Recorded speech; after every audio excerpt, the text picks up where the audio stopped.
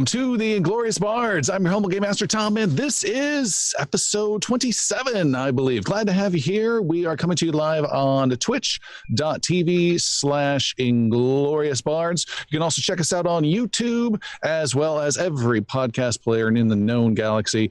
You can check out where you can find all of those, as well as our Discord and Patreon if you'd like to support the show at ingloriousbards.com. So without further ado, let's get an exciting and long and exhaustive recap from Jeremy of what happened last adventure. In our last adventure, we fought a Nihilith and won. Back to you, Tom.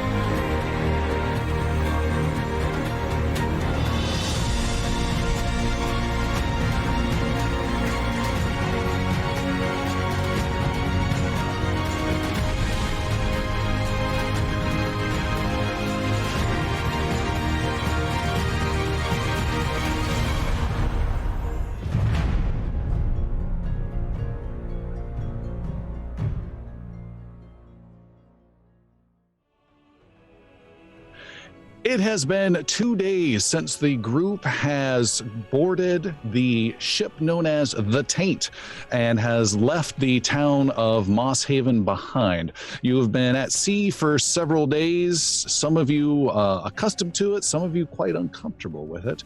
But before we get any further, we have just a little bit of important bookkeeping to do. Since it has been 2 days, everyone can remove 2 wounded levels from your effects, which clears up pretty much everyone, I think, except for poor Brenrose, who got the living daylights beat out of him. You have a wounded 1 still left, I believe. Yeah, it is true. Wounded 1. And then we have 1 additional poor soul, and that is the old man known as Master Yaru.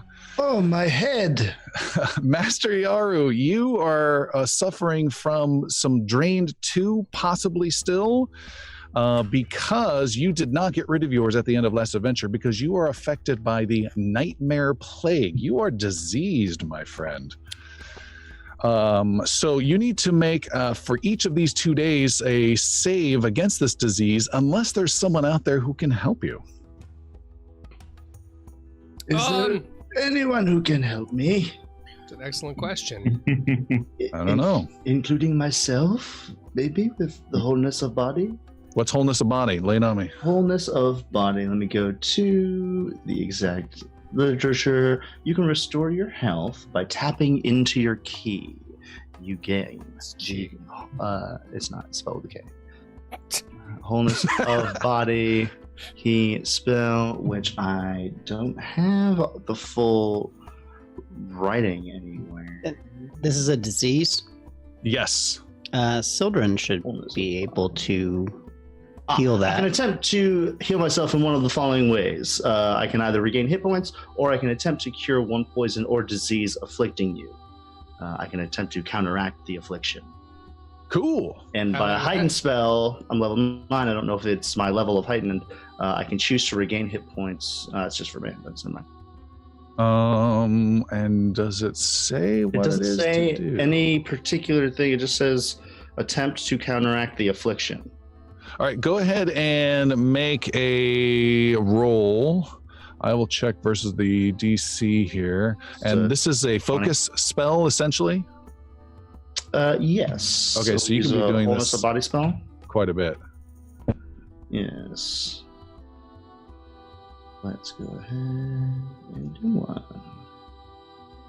So you could do this just 1, 2, 3, 10 minutes, 1, 2, 3. So if this is a focus spell, right? Yes. Just double checking. That means you can cast it, and if it fails, rest 10 minutes and cast it. And if it fails, rest 10 minutes and cast it.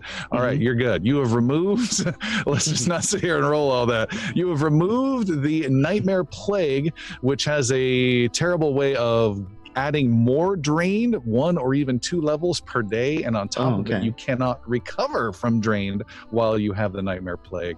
You were able to get rid of it early on, and since it's been 2 days, you lose your drain 2. You are all good. Get rid of those conditions. We win. Whoa. Oh, my head no longer hurts. Did it!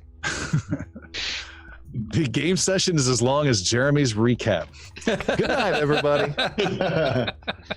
Night. You guys are on board the taint. You had a question? Yes. Yeah. So, is there one more bit of recap, or Though I picked up some boots that needed to be identified. Oh, you did you? Yeah. I did. Yeah, you picked up some boots. There's actually a note in the boots that told us about some treasure that may have been hidden in the big city in Navarre. A lot of things that I could have brought up before Tom cut me off. What? The note was with the boots, you're saying. I have the note documented and everything, but I don't know what these boots are.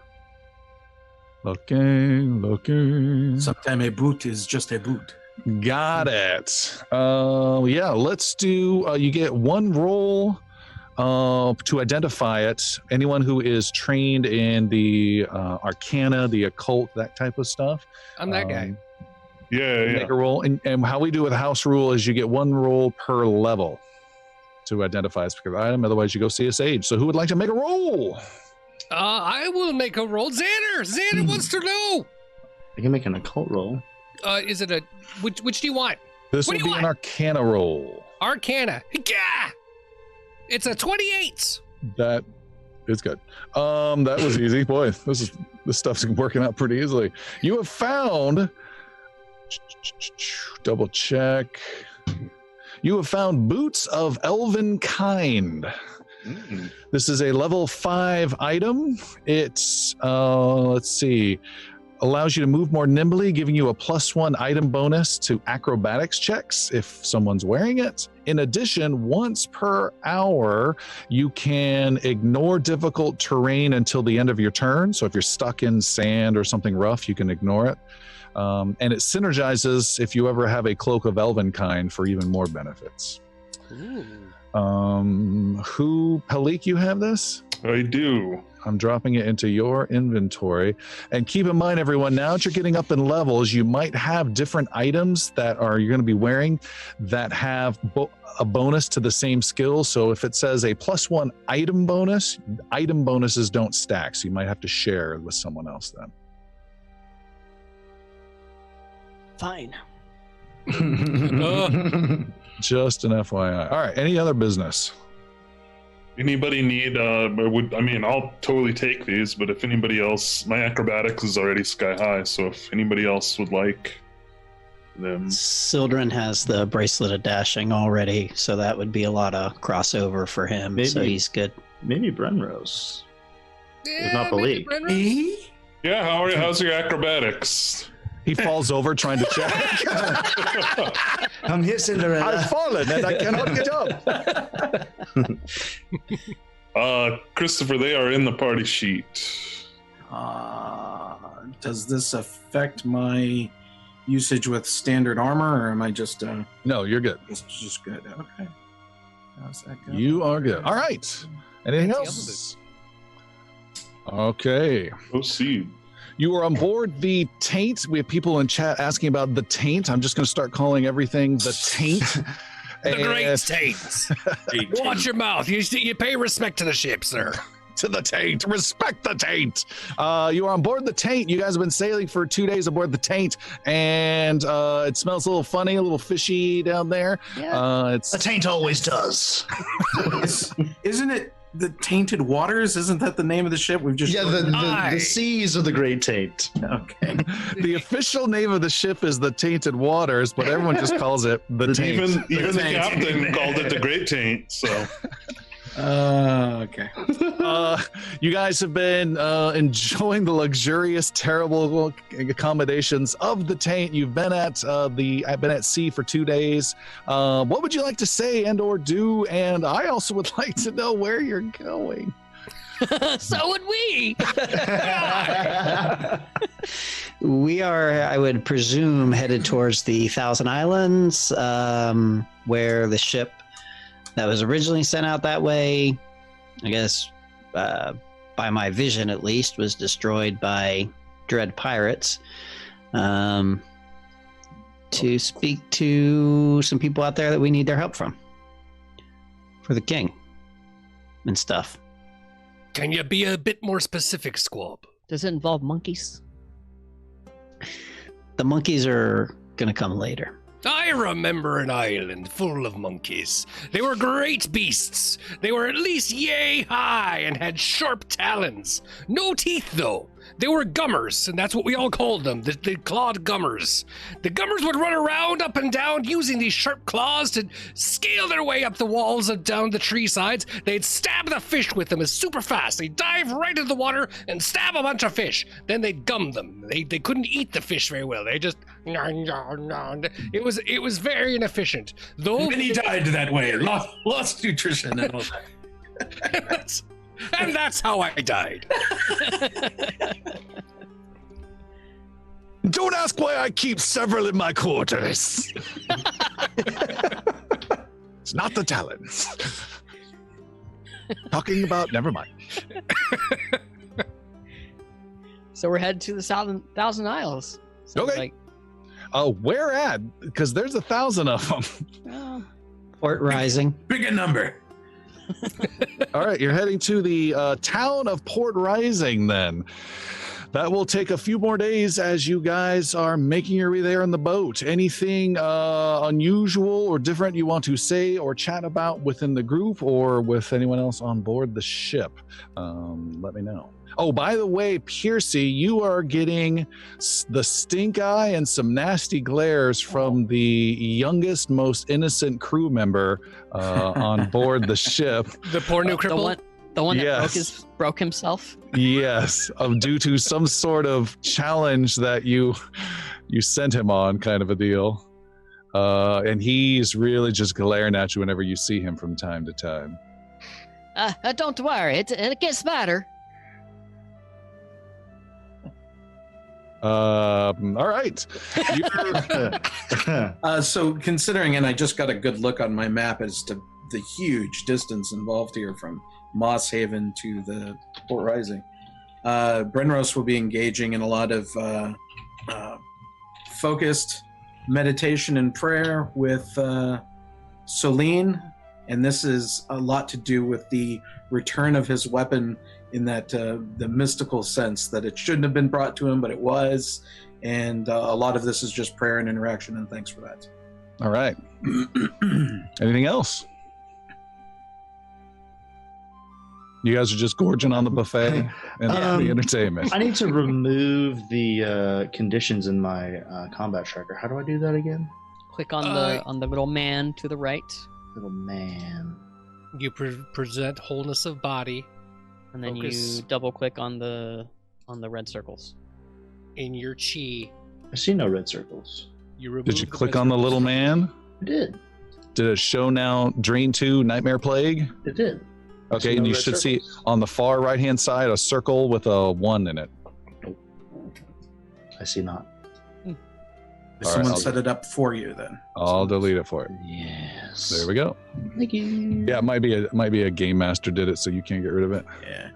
I'm gonna add ugly to an effect for you. Yo, mama. It is raining on the high sea. Clouds are overhead. The ship is making its way briskly, cutting through the water with a wind at your sails. The crew is efficient, although they're not the most sociable bunch. The first officer is, oh my god, his name changed a million times. His name is Gimlet is the last name I wrote down. He chats with you guys more than anyone else, and then the Captain Mad Eyes stays to himself unless needed. You see him maybe drinking more often than not. But on the second day, some of you are up deck. It's up to you who is, who isn't, and you can hear from the crow's nest the young ship's boy Bryden call out, "There's a vessel off the bow," and you see him pointing. And several of the crew members look up from what they're doing as the ship is bobbing strongly in the water with the wind cutting through, and you can see off in the distance there is another vessel. Percy pops up out of the crow's nest. Oh, there's a vessel off the bow. Get out of here! I don't It's a want you vessel, here. A nuclear vessel. Go, get out. Why? I like it here. Why? Always has to have a reason, that Piercy. There can be only one. He says, it's my job to be up here, and you're a terrible person. Why am I a terrible person? Because you got me hurt. I did not tell you to jump off the crow's nest. I had to be hoisted up here by unusual ways. You just need more practice. Look, we're gonna have trouble if you stay up here any longer. And you see him looking for a knife, but he can't quite find it. I think this is what you're looking for. Give that back. Here, you hold this. I'll be right back. And Piercy just jumps off the crow's nest. Okay. He watches you go down and just go. Yaru has been sitting on his tail in lotus position on the very front of the bow of the ship, meditating, but he's had his eyes closed the entire time, so he didn't see the ship whatsoever. Okay. So as soon as he hears this, he opens. What? Oh, wait a second. Is that a ship? Piercy, there's a ship coming. Yeah, there's a ship. Yes, a ship over there in the water. Okay, we better do something. Maybe. Did the boy say the name of the ship?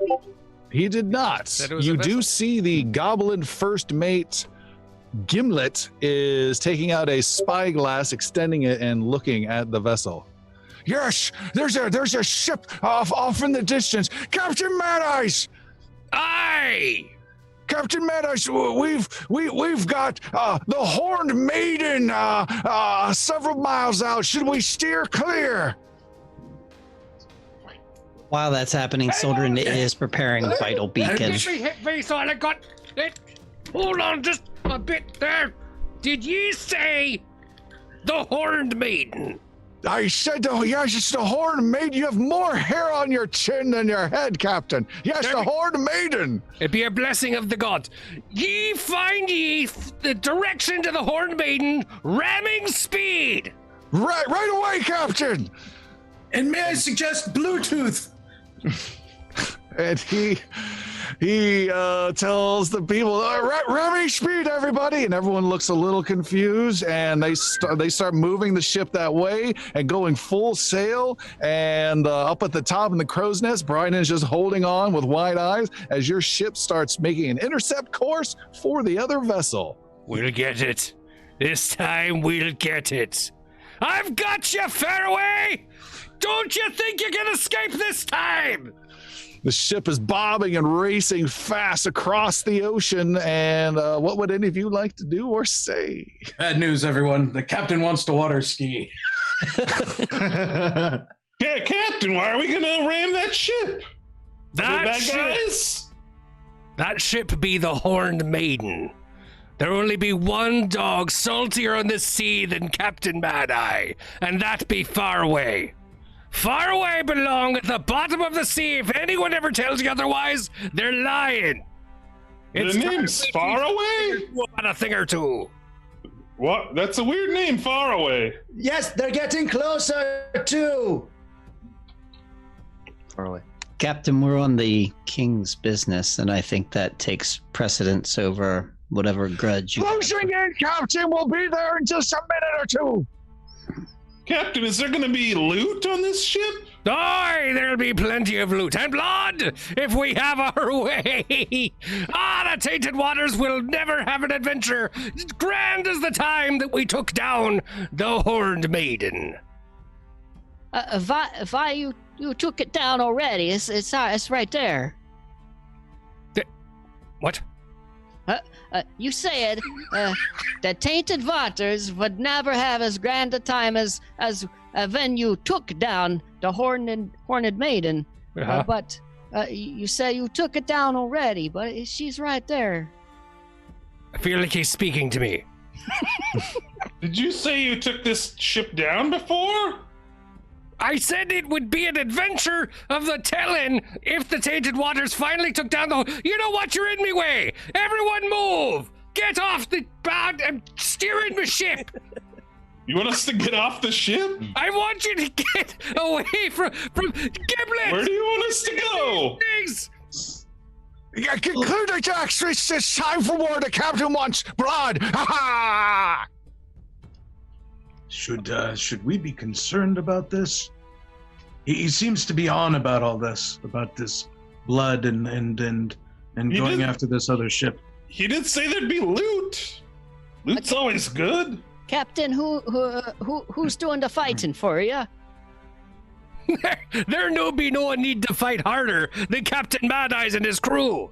I'll tell you what, if you want to see yourself a battle, you find yourself on the tainted waters approaching the Horned Maiden, and you find yourself what a fight looks like, because it's coming! It's been coming now! Who's the crew? That crippled boy? What's he gonna do? The good goblin?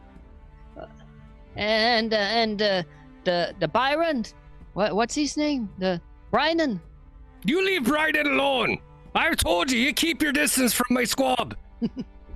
He's a poor crippled boy now. He was me nephew, and now he's still me nephew, but he's a shorter version. So who's going to swing your swords? What? The swords. Who's going to swing the swords? I don't. What? Captain, the ship's right on us. We're ready. And you can see the other ship, what do we say? The Horned Maiden has lowered her sails and is slowing down and letting you come right up onto her. What do you want to do, Captain Mad Eyes? Drop your sails, grab the deck, and turn to hard port. We're coming in on the sides. The sails of the Taint come down. You see some grappling hooks are ready. The crew seems not nearly as motivated as the captain. Some of them are newly awakened. Some of them are half drunk. And the Taint starts to pull up beside the Horned Maiden. You can see there's a crew on the other side that is also gathered with their captain as well. And there are weapons drawn. What would you guys like to do? I guess Percy just kind of looks around at the crew and at Captain Mad Eyes and just pulls out his short sword. Here we go. Paleek will draw her weapons. All right. Renros is curious, but will bury his shield, but won't be drawing a weapon right now. Which one is far away? Prepare to board! Is he the far away one? The ships pull up next to each other and ropes are thrown from both sides. Both are looking for a tangle. A tussle? A tangle. A tussle? Tango. Either one works. A tango, and the grappling hooks fly over. People duck. They hit decks and are slid over and grab into railings, and the ships start coming together. You can see on the other ship there is a man who is clearly the captain, dressed to the nines, big tall hat, gorgeous purple and red outfit on. He has a good-looking, heroic face. You can hear his commanding voice, prepare to board, and everything is really he looks like you kind of wish he was your captain a little bit, and with one exception. No, I don't. You see he has drawn a rapier and a hand crossbow ready for trouble, but in each of those hands they are attached to small gnomish arms onto his tall human body. What? So these small little arms are sticking out as he's got his weapons out. He's a human T-Rex. And the ships are pulled together with a big thud and a grind, and they come together, and water splashes out between the gap. And the man says, Captain Colliard, I knew I'd smelled you out here. Far away, you old devil! You still be looking as dandy as a dapper! You're in the wrong space to be a flower, squab! I don't think I care for your tone or your ship, although what cargo you have is certainly of interest. And he leaps across and lands before you, Captain Mad Eyes. If you're trying to take something from the taint, you take it from me first. That wouldn't be the first time or the last. And he lunges at you, Captain Mad Eye, and throws his arms around you and gives you a great big hug. Oh, it's good to see you. It's excellent. Oh, it's such a good to see your face. Look how shiny your nose still be. Oh, what happened to your hair? Oh, it still goes. It tries. It just keeps migrating from top to bottom. What are you doing out here, Captain?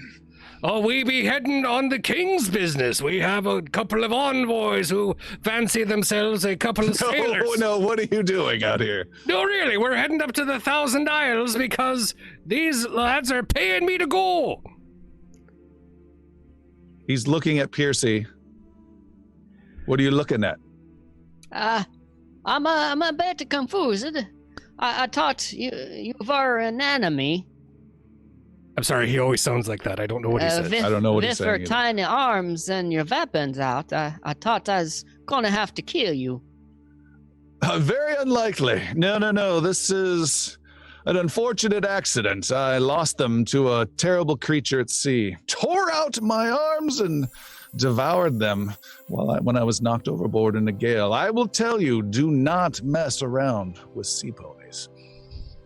You see? More sea ponies? They be a dangerous lot, squab. And when you worry about the chariot riders of the mermaids, the mermaid sea pony chariots, that'd be an entirely other situation. I'm just saying, don't swim in warm waters. That's what we know. You learned that lesson from here. That's free. Free as a nose on my face, that one.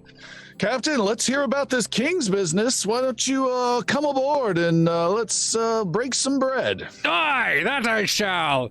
Giblet, you've got the helm. Aye, sir. And he takes over to the helm, and the captain motions for you, Mad Eyes, and any of your king's associates to join him aboard the Horned Maiden. Piercy puts away his short sword and Paleek will go. saunters Soldering across, joints. Assuming there's a plank. Sure. To now. All right, the three of you guys go over. Yaru will go, but Yaru's giving Mad Eye a look like he gave the last time he had a visitor. You can't stay this tight. And Zanner's inexplicably gone. It's just not. He's leaving. All right. I don't want to go. Bremrose, you're staying behind? I stand behind. I'm wondering where Zanner has gone and why he looks very much like Mad Eye, but I'll figure that out later in the episode. Mad Eye's like 3 feet tall sometimes. Oh, you know what? What are his crewmates? What's that? Before we board, what are his crewmates doing? They are making fun of some of the other crewmates, chatting a bit, but just over the decks. They're not swapping ships. Okay. All right, he takes you over on board his vessel and into his captain's quarters. There is a table laid out. Bring in some chairs for my guests, some chairs. And chairs are brought in, some food's brought out. It's not the best, it's not the warmest, but he does bring out a ton of wine and sets up the best food you've had, at least in the last 4 days since you've been at sea. And you guys enjoy a little meal with him. So tell me, what is this king's business you're about? That sounds something I would certainly be interested in. Are you talking to me? I want to hear it from them. All right, well, I'll let you go. This food tastes better than the taint. It's Wanna keep good. him? It's not so salty. He could stay. They won't miss one.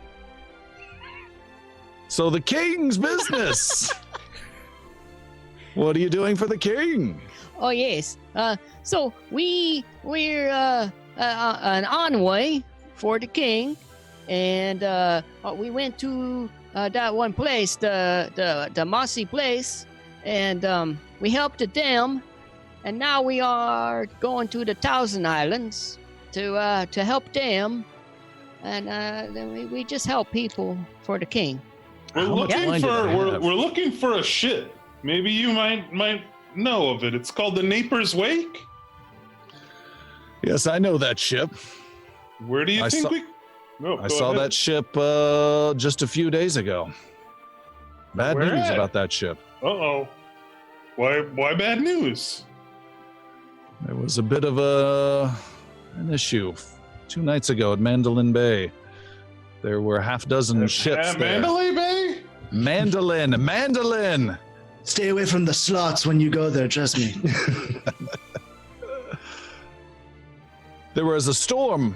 I don't know where you guys were at, but a bunch of us took refuge at the bay. And there were half a dozen of our ships that were out there, and just as the storm began to fade 2 mornings ago, a dark fog rolled in. And from that clinging fog came a shape. And it was none other than a dark vessel, the cursed ship Night Skull. Get out! I'm You saw deadly the skull. serious. I did. I saw the skull firing out horrific magic. Seemed like screaming ghosts were hurled from the Night Skull and launched at all these vessels, and there were screams and people dying, and I swear by my eyes across the bay, I saw old Captain Jagged himself with his snapping jaws. It was a massacre. We fired back with ballistas. One of the ships was launching flames, but no one could do damage to the Night Skull. The Night Skull with a K or with an N? It's I don't know. important. I don't spell. But more importantly, 2 ships went down, and while the rest of them escaped, and one of those ships was easily the one you're talking about, the Naper's Wake.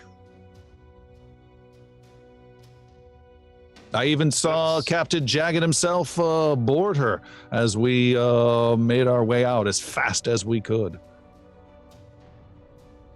What do you think the Night Skull wanted with her? Hell if I know. That's not good. And where was this again? Mandolin Bay. You mentioned a dark cloud, a shadow over this land.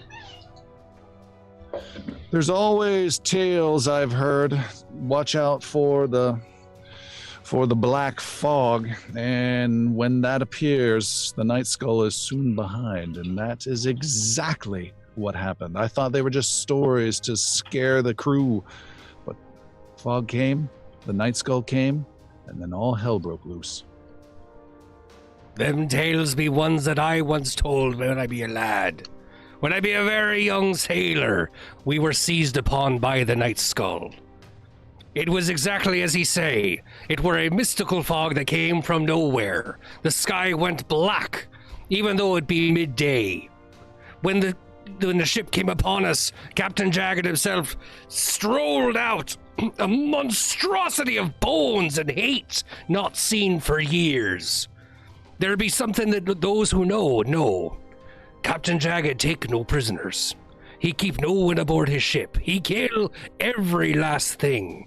And after he wipe out entire armadas, he then pull the ones he wants and raise them again as undead.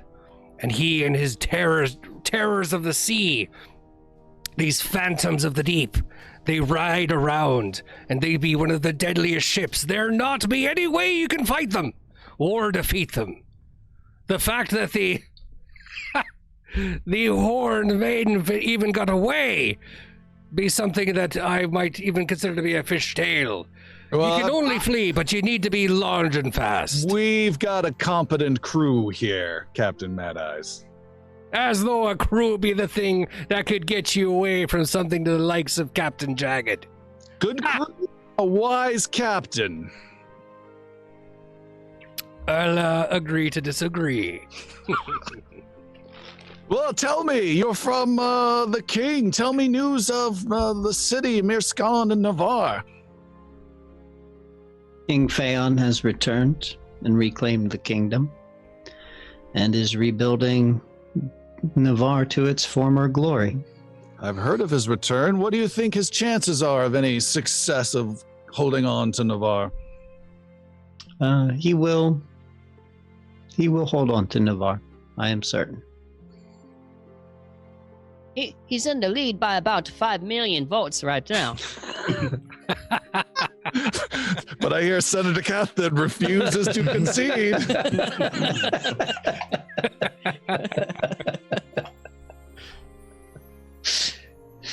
And your little one here, he says, blowing a large purple plume out of his face, has been dancing around the question, what is this king's work? I'm still very intrigued.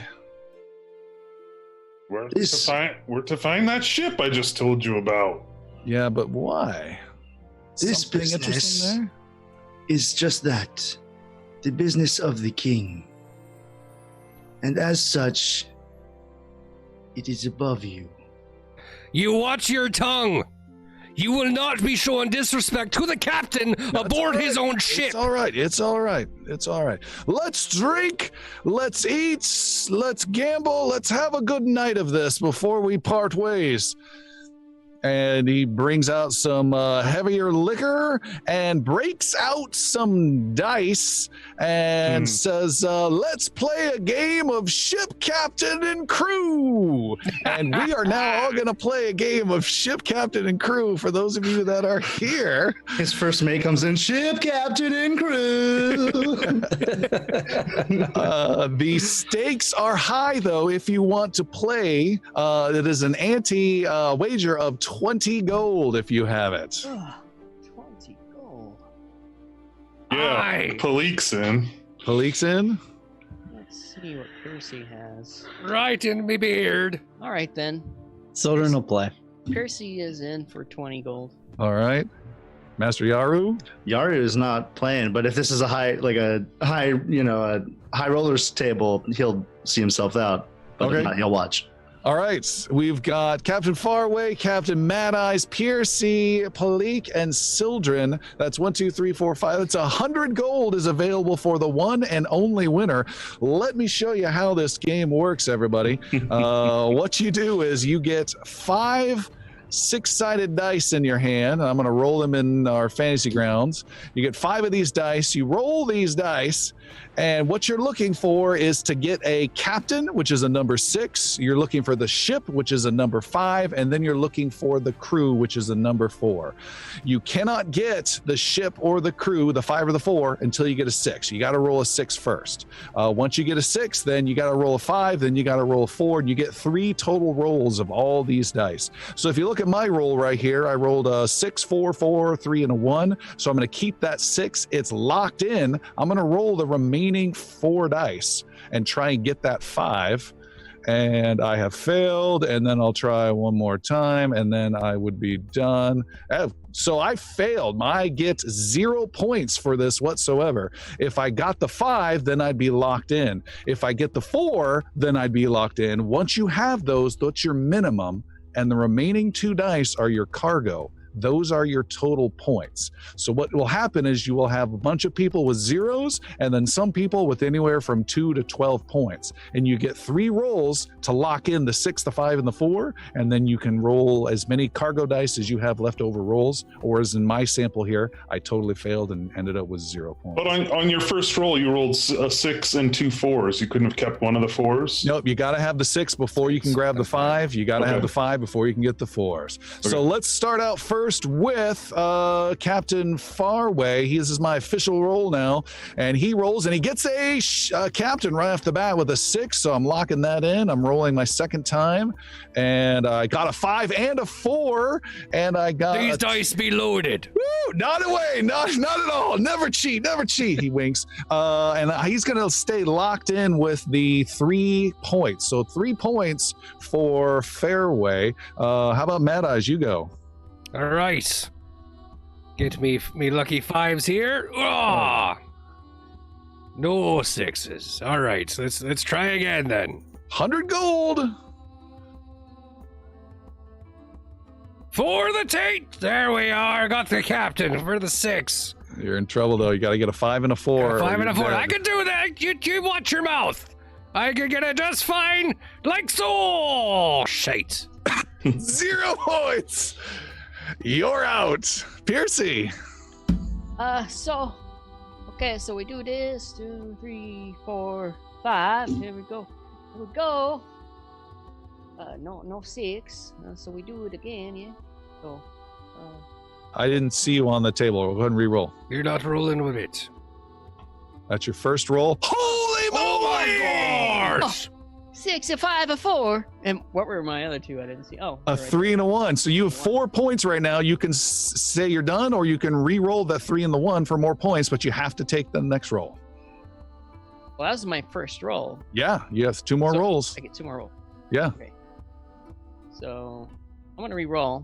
All right, roll just 2 dice. 5 and a 1. 6. You want to stay on a 6 or one last roll and take it? It's perfectly average. I'll stay with the 6. All right, so go ahead and type in 6 points for yourself. How about Sildren? All right.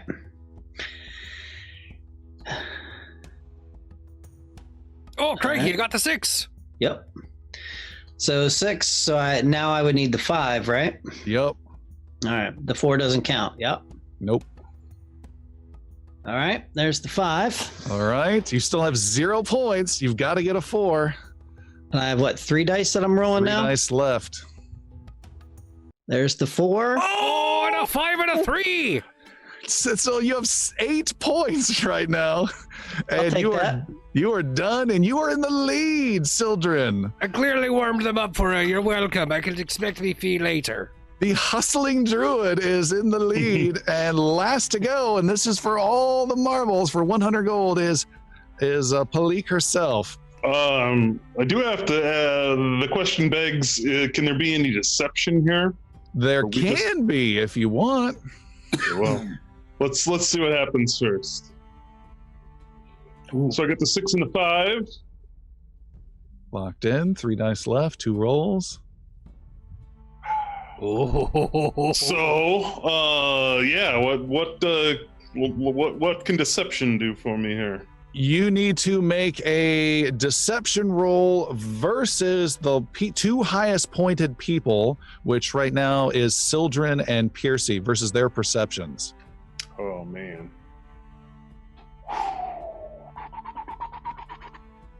How they respond, and then if they let the captain know how he responds, that's out of your hands then if you fail. Okay. Well. Can I roll my 3 dice again before I do that? You got to decide now. Yeah, I'm gonna try to just do some deception here. All right, Or you police. get some hero points. Snatches some dice off, like they rolled off the table, didn't quite count, landed cockeyed, and make a deception roll. 26. Sildren, what's your perception? 17. You don't have to So- roll. Oh. So- you don't have to roll. Percy, Right. what's your perception? So it should be 27 to beat my, because I get the plus 10, right? Correct. Yeah, Piercy? Piercy gets duped, but he has a 13 for perception. Okay, so Sildren's very observant, and you see her swap one of those bad dice for a 4, and on her second roll, she's locked in the 6, the 5, and the 4, and is ready to roll some bonus points. But you see, it was deceptive. It still doesn't beat Sildren with the 7. Maybe it does. You can make another roll if you want. Deception Another roll. deception roll? Yeah.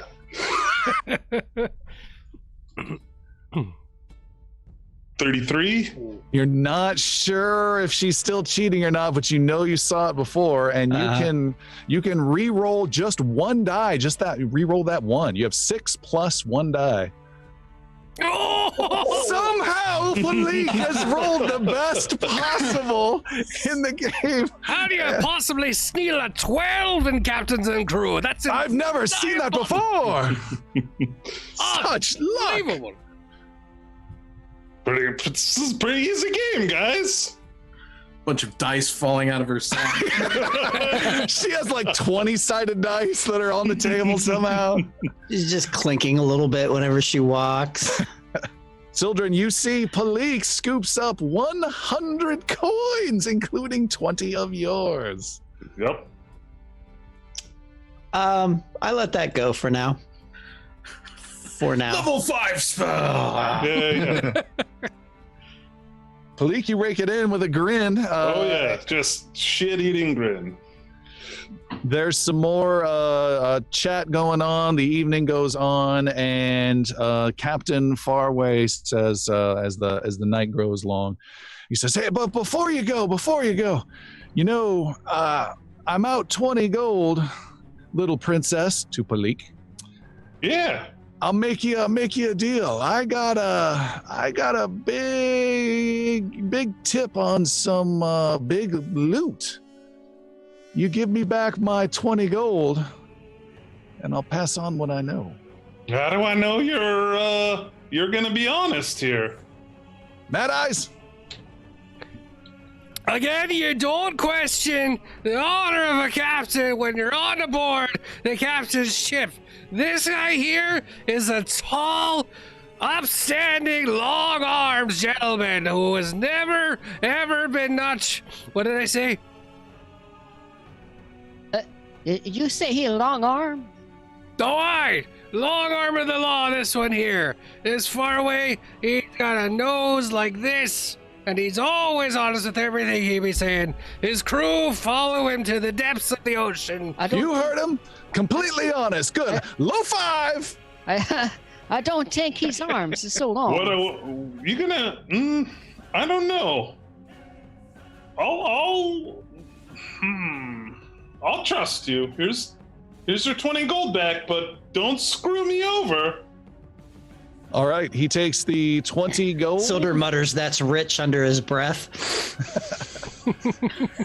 You get a little wink. Sildren definitely gets a wink from.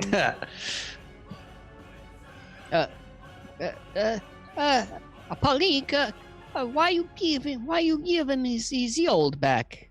He's gonna tell us where some loot's at. It's gonna be worth far more than 20 gold. Well, can I get my gold back too? Jeremy video. Yes, but wait, we're not gonna. I don't want to do it in front of everybody else. But yeah, of course, I'm gonna give you and Sildren both your gold back. Oh, okay. Thanks. I appreciate that. He takes the gold, Faraway does, and says, "All right, this is what I've heard, and I've got it on good account. There's a ship called the Barnaclen. Have you heard of it?" Captain Collard? Oh, the Barnaclen. It's no, I don't know it. Well, she's going to be in the Chain Harbor, not the most reputable place here in the Thousand Islands. She's going to be there for the next 4 days by my count. And she's got treasure on board, I hear. Gold. A lot more than 20 gold, stolen from some Iveron trade ship.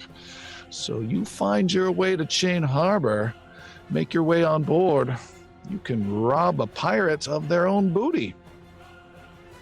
Where'd you say the gold was stolen from? I said it was stolen from like an Iveron trade ship or something like that. Maybe a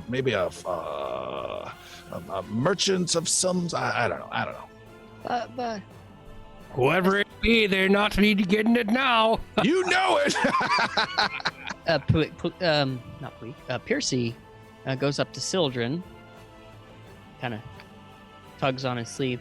What about the Horned Maiden? No. What the neighbor's Vake? Supposedly that ship has been destroyed. We must continue our journey towards the Port Rising. Or at least check out the Mandalay Bay. He says with a Mandalay shit-eating Bay. grin. Yeah. But I think they have a swimming pool in the shape of a mandolin. It's very cool. Captain Collard, are we done? Is our business here done?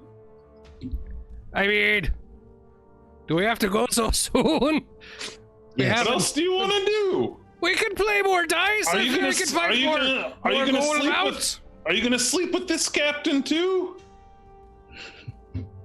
You watch your tone. What? You be respectful of a captain and his privacy. I would never sleep with Captain Faraway without an invitation first. Well, I don't know. Maybe he gave you an invitation.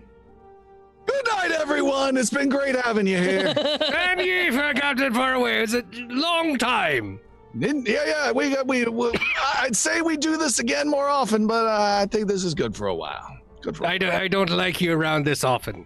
Too much of ye is too much of a good thing. Agree. Here, take this bottle with you, and all the best to you and your crew. Oh, and how's that young nephew? I heard you were taking him on board this season. Doing well, I hope. Hey, poor Brindley. I'll tell you about the tale sometime of Brindley being half his size. You're great with names, that I'll tell you. All right. Farewell, everyone. And he laughs and sends you guys out the door, telling you some joke about women with mermaids that are inverted in all the right ways. And you guys head back aboard, where there's Master Yaru and Sir Brenros and Zanner just looking at you guys very judgmentally. Thanks, Captain, for letting us ride on the Ride Your Dirty Maiden. What? What does that mean? The horny maiden, sorry. What? That's what? I have questions. That is so weird hearing Xander's voice coming from underneath that massive beard.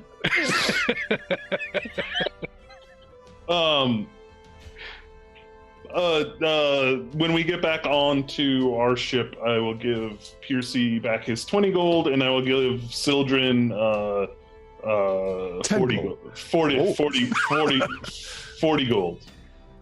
I seem to be 60 gold shy of my winnings. Your winnings? Yes, dear Paleek, I bore witness to the very quick... Split some gold. Split my winnings with you. You're 20 gold richer than when you left.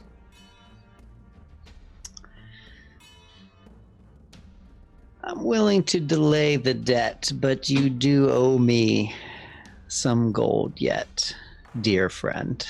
How much more do you want? Bleeding me dry here. Oh, I will take my winnings when you have enough. Damn it.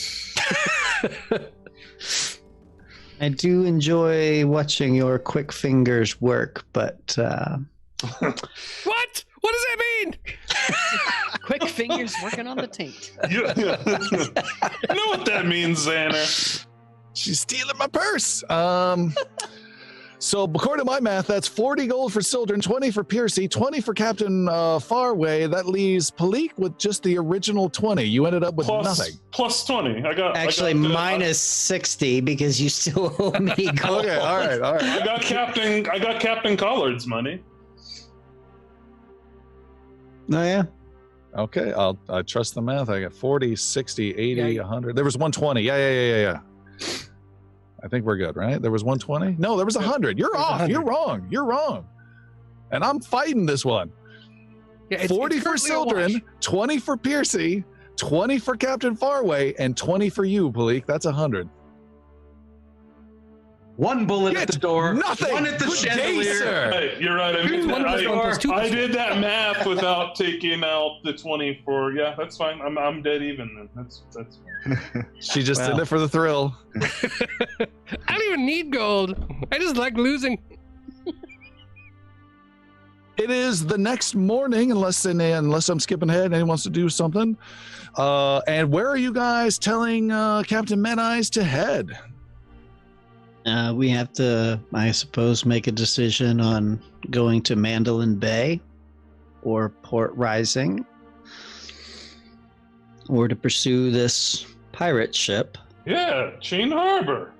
But Yaru knows nothing about Mandolin Bay, so why would we go there and not the Rising Port?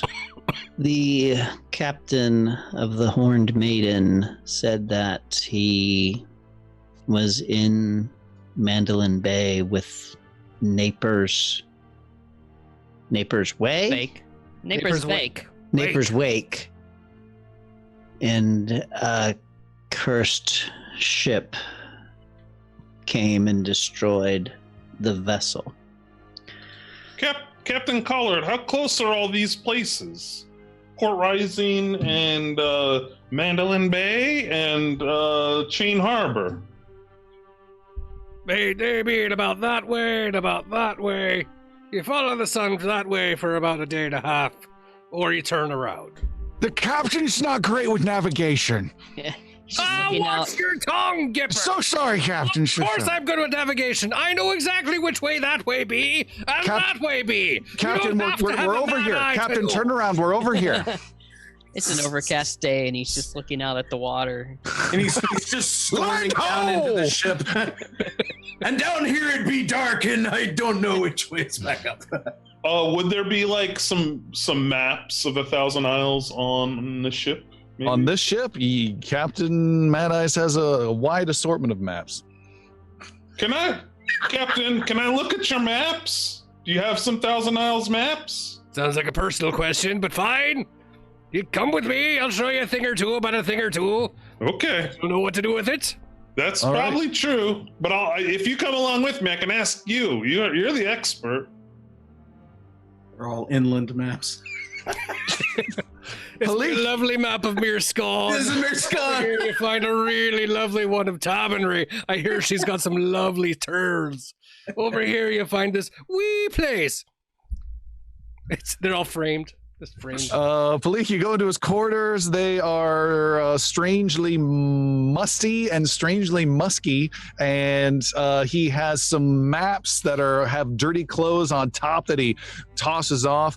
A bunch of the initial ones, though, are just like fast food placemats. You know, find your way through the 1,000 Isles, and you can draw your way. And there's Cran. He's been working on a couple. You see, he's tried like 10 times to get through that maze, but you are able to get to a map of the 1,000 Isles, and you're looking for the Mandolin Bay, the Port Rising, and the Chain Harbor. You can see the Chain Harbor and Mandolin Bay are less than a day away from each other. So they are 2 days out and less than a day apart. Okay. And then Port Rising is 3 days away and separated from those two. And are those on the way? They're in a narrow Y, a narrow V, if you will, from where you're at. So they're not on the way, but they're kind of. Okay. And if we were going to hit up Chain Harbor or Mandolin Bay, which would we get to sooner? Mandolin Bay. Okay.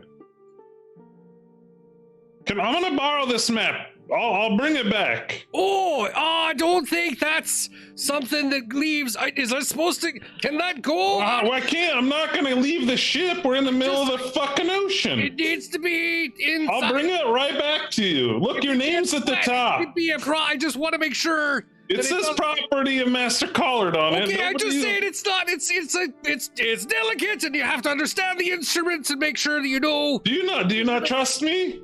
No, it's not that. I just don't trust you. It's just you don't know what you be doing, likely because you're a wee lass and you don't understand the ways of measurements. You just showed me how to do it. You're so smart and charming, and I just want to show my friends where we're gonna go. That's mighty kind of you, and I appreciate your honest and your fine words, and thank you. You go and take the map, but please be safe with it and bring it back. I'll put my life on it. Yeah. What a fine young lady. We need more cabin mates like you around here, lads. I agree. We need more captains like you. Maybe not captains. We need more people on your boat like you. Okay, You're the only captain. You're the only captain. If you know what I mean. Yeah. Get out. Yeah. Okay. You head out. Police gonna try and have Zanner removed from the group and replaced with a inept captain. So I want to go to the rest of the group and show them where everything's at and where we and have a conversation about where we should go. You guys are gathered down in the quarters beneath the ship, and Paleek breaks out the map and explains what I just did. What do you guys want to do or say? Well, I've heard your discussion, and the heart leads me to go to the Naper's Wake. Aye. I've heard that there's the curse that wander about, and I would dispatch them with all due haste. I agree. This is really spooky. There's a cursed ship and a thing that we're supposed to go after, but they can't kill anything. That sounds awesome. I bet you your fireball can kill it. Maybe. You're probably right. I'm getting pretty good at it. You did a good job of trying to kill us with your fireball a few days ago. Yeah, right? I was pretty good. You dummy. Oh. Watch, Lisa. You can see the exact moment his heart breaks.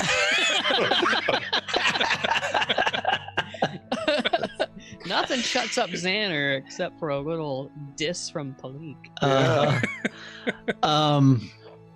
The pirate ship is immaterial to what our mission is. Maybe, but it could be also the one that's stopping the trade routes, the trade routes that the king set up. The night, I don't think it's this fabled night skull, and if it's out of the way from us, so much the better. But still, everybody took off. What if there's survivors of? My vote would be to investigate the Mandolin Bay, and then failing to find anything. That's what Brenros just said. Yeah, and then beyond that, to continue to Port Rising. Well, I mean, there's this other thing that there's this other ship right on the way to Port Rising. We gotta check that out. They have stolen money from Iveron. Ill-gotten gains are of little import compared to the safety of the realm. But remember, we have business in Iveron too. If we help them out, that could be a leg up. That is true. And who knows what else is on that ship? I worry your mind is clouded with material things, Paleek. Your mind is about to be clouded with my dagger, Yaru. Lassie. Very. She's bitey today. Right? Isn't it great? We must go where the dark shadow lies. There is our true enemy. You think the shadow is the same as the one we saw back in Mirskon? The coward who fled from us, yes. Who fears children the most. You don't think that Scourgeonar has anything to do with the Night Skull, do you? The Captain Jagged and Scourgeonar working together, or what if they're the same person? How would any of us know that, Zanner? That would be crazy. Have you ever seen Scourgeonar and Captain Jagged in the same room? I mean, no, we haven't. One of them has a beard, the other one That's just the Clark Kent glass. Well, we know where we're headed, right? I'm gonna go tell Captain Collard that we're headed to the Mandolin Bay. So be it. Okay. So Paleek will do just that. All right, you have the taint change course and head to the Mandolin Bay, and the ship swings wide, makes its way there through the night, and during that night there is a conversation as, double checking his name for the millionth time, Gimlet, the first officer goblin, turns around and says, I don't know if that's a good idea. It has to be. I've got to prove myself and really show that I'm a man and I can take care of myself. You can't even barely walk at all, let alone teach the little rat a lesson. I can cut his throat just as easily on one leg as on two, and that's exactly what I aim to do. Good luck. Piercy, it is late at night. Yeah. There's lots of creaking on the ship. Mhm. As the wood and the ropes and everything just creaks about. You have a couple people probably in the room with you, I'm assuming? Yeah. Pick one other person. Who else is there? Sildren. Sildren is there because he has the highest perception. Sildren, You're only using me for my perception. I know how to play this Oh, game. there's probably some healing to be done too. One way or another. Sildren, you are sleeping in a hammock not too far away. At a higher hammock is Piercy, and the two of you are deeply resting after a long night of drinking and debauchery. When the door into this quarters creaks open, and in step a young man, hopping 1 foot at a time, dragging the other. And he slowly is making his way over in the poorly lit with a low lamp light over towards your two hammocks. He passes by the druid's hammock, and you may make a perception roll, Sildren, -4. -4 will be a 32.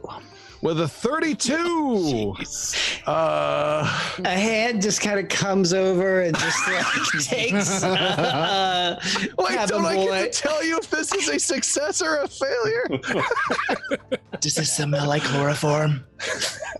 All right, go ahead and describe what happens. Critical perception success, lad. Holy moly! So I mean, I'm not even asleep. I've just been kind of like sitting there, and I just kind of watch the door open up, and just kind of like watch him walking by. My eyes are open. He doesn't even like see it, and just as he gets by, I just kind of wrap my hand over his mouth and pull him up against, basically like my face. I'm like, He stabs you with a 25 to hit. my AC is 27, so that'll miss. Oh, he swings and misses. Can I just take his other hand? Make an athletics roll, please. I don't want to kill him, but You just need an 18 or higher. 32. You can continue to narrate the scene. It's. I'm asking you. It's Gimlet, right? This is No, not. This is Brynan. Brynan. Brian. So little Brynan. If you so much as think about coming back and causing my friends any harm, you will be at the bottom of this ocean quite quickly.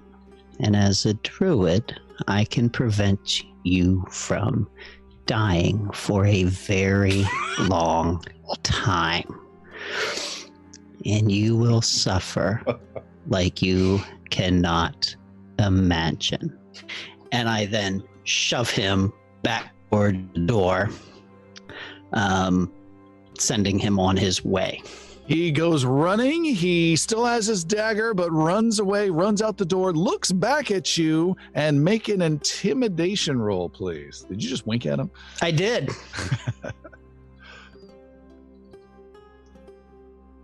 11.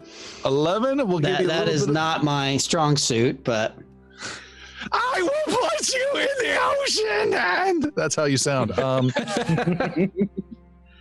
He looks at you and he sneers and he runs away. And you just brought up like a crazy dark concept. Like you could drown someone even just a couple feet under the water and stabilize them every turn. for as long as you want as they just keep drowning endlessly. That's crazy. Yeah. Children invented waterboarding. That's bad. That's bad. All right, he runs off, and Piercy, you can decide if you heard any of this or not, or you just sleep restfully. Nah.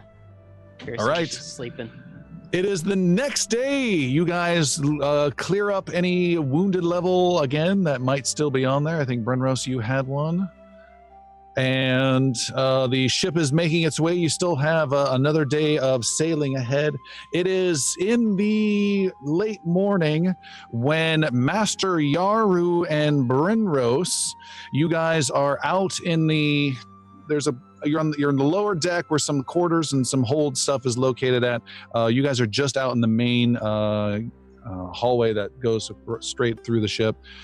As you're walking out there to go see what's going on up deck, the two of you spot something unusual. You nod to each other as you see each other, and as you turn around, you see at one end of the ship there is a yellow shape hovering just about a foot or two off the wooden deck of this lower level of the ship.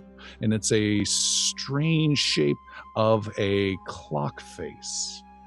And it is not a physical object. It is a ethereal, magical looking clock face. Circle, some little indents off to the side to mark time, and then you see two hands of the clock, with one hand pointing at 12, the big hand, and the small hand pointing at 59. And then moving slightly towards 12 and then going back to 59. And moving towards 12 and going back to 59. Ooh. Who's seeing this? This is Brenros and Yaru. Yaru will do a couple double takes to Brenros, see if he's seeing the same thing. Is this a dream? And Brenros reaches over and pinches Master Yaru. Oh, you're supposed to pinch yourself. Right. Here, let me try. Are you dreaming? We defeated this monster. What magic is this? We defeated the monster that deals with dreams. What magic could this be now? Brenros will draw closer to the ethereal-looking clock face. All right, you do so. You hear some of your other friends are just kind of coming out of their quarters too and laughing and chatting, but you're still focused on this. You say you draw your shield. Is that what you said? I draw close. I don't draw any items. You draw close, you get close. It is it's made of yellow, slightly quivering magical lines as though someone has drawn a little magical symbol. It is a two-dimensional object hovering just a foot or two off the ground that looks like this clock face.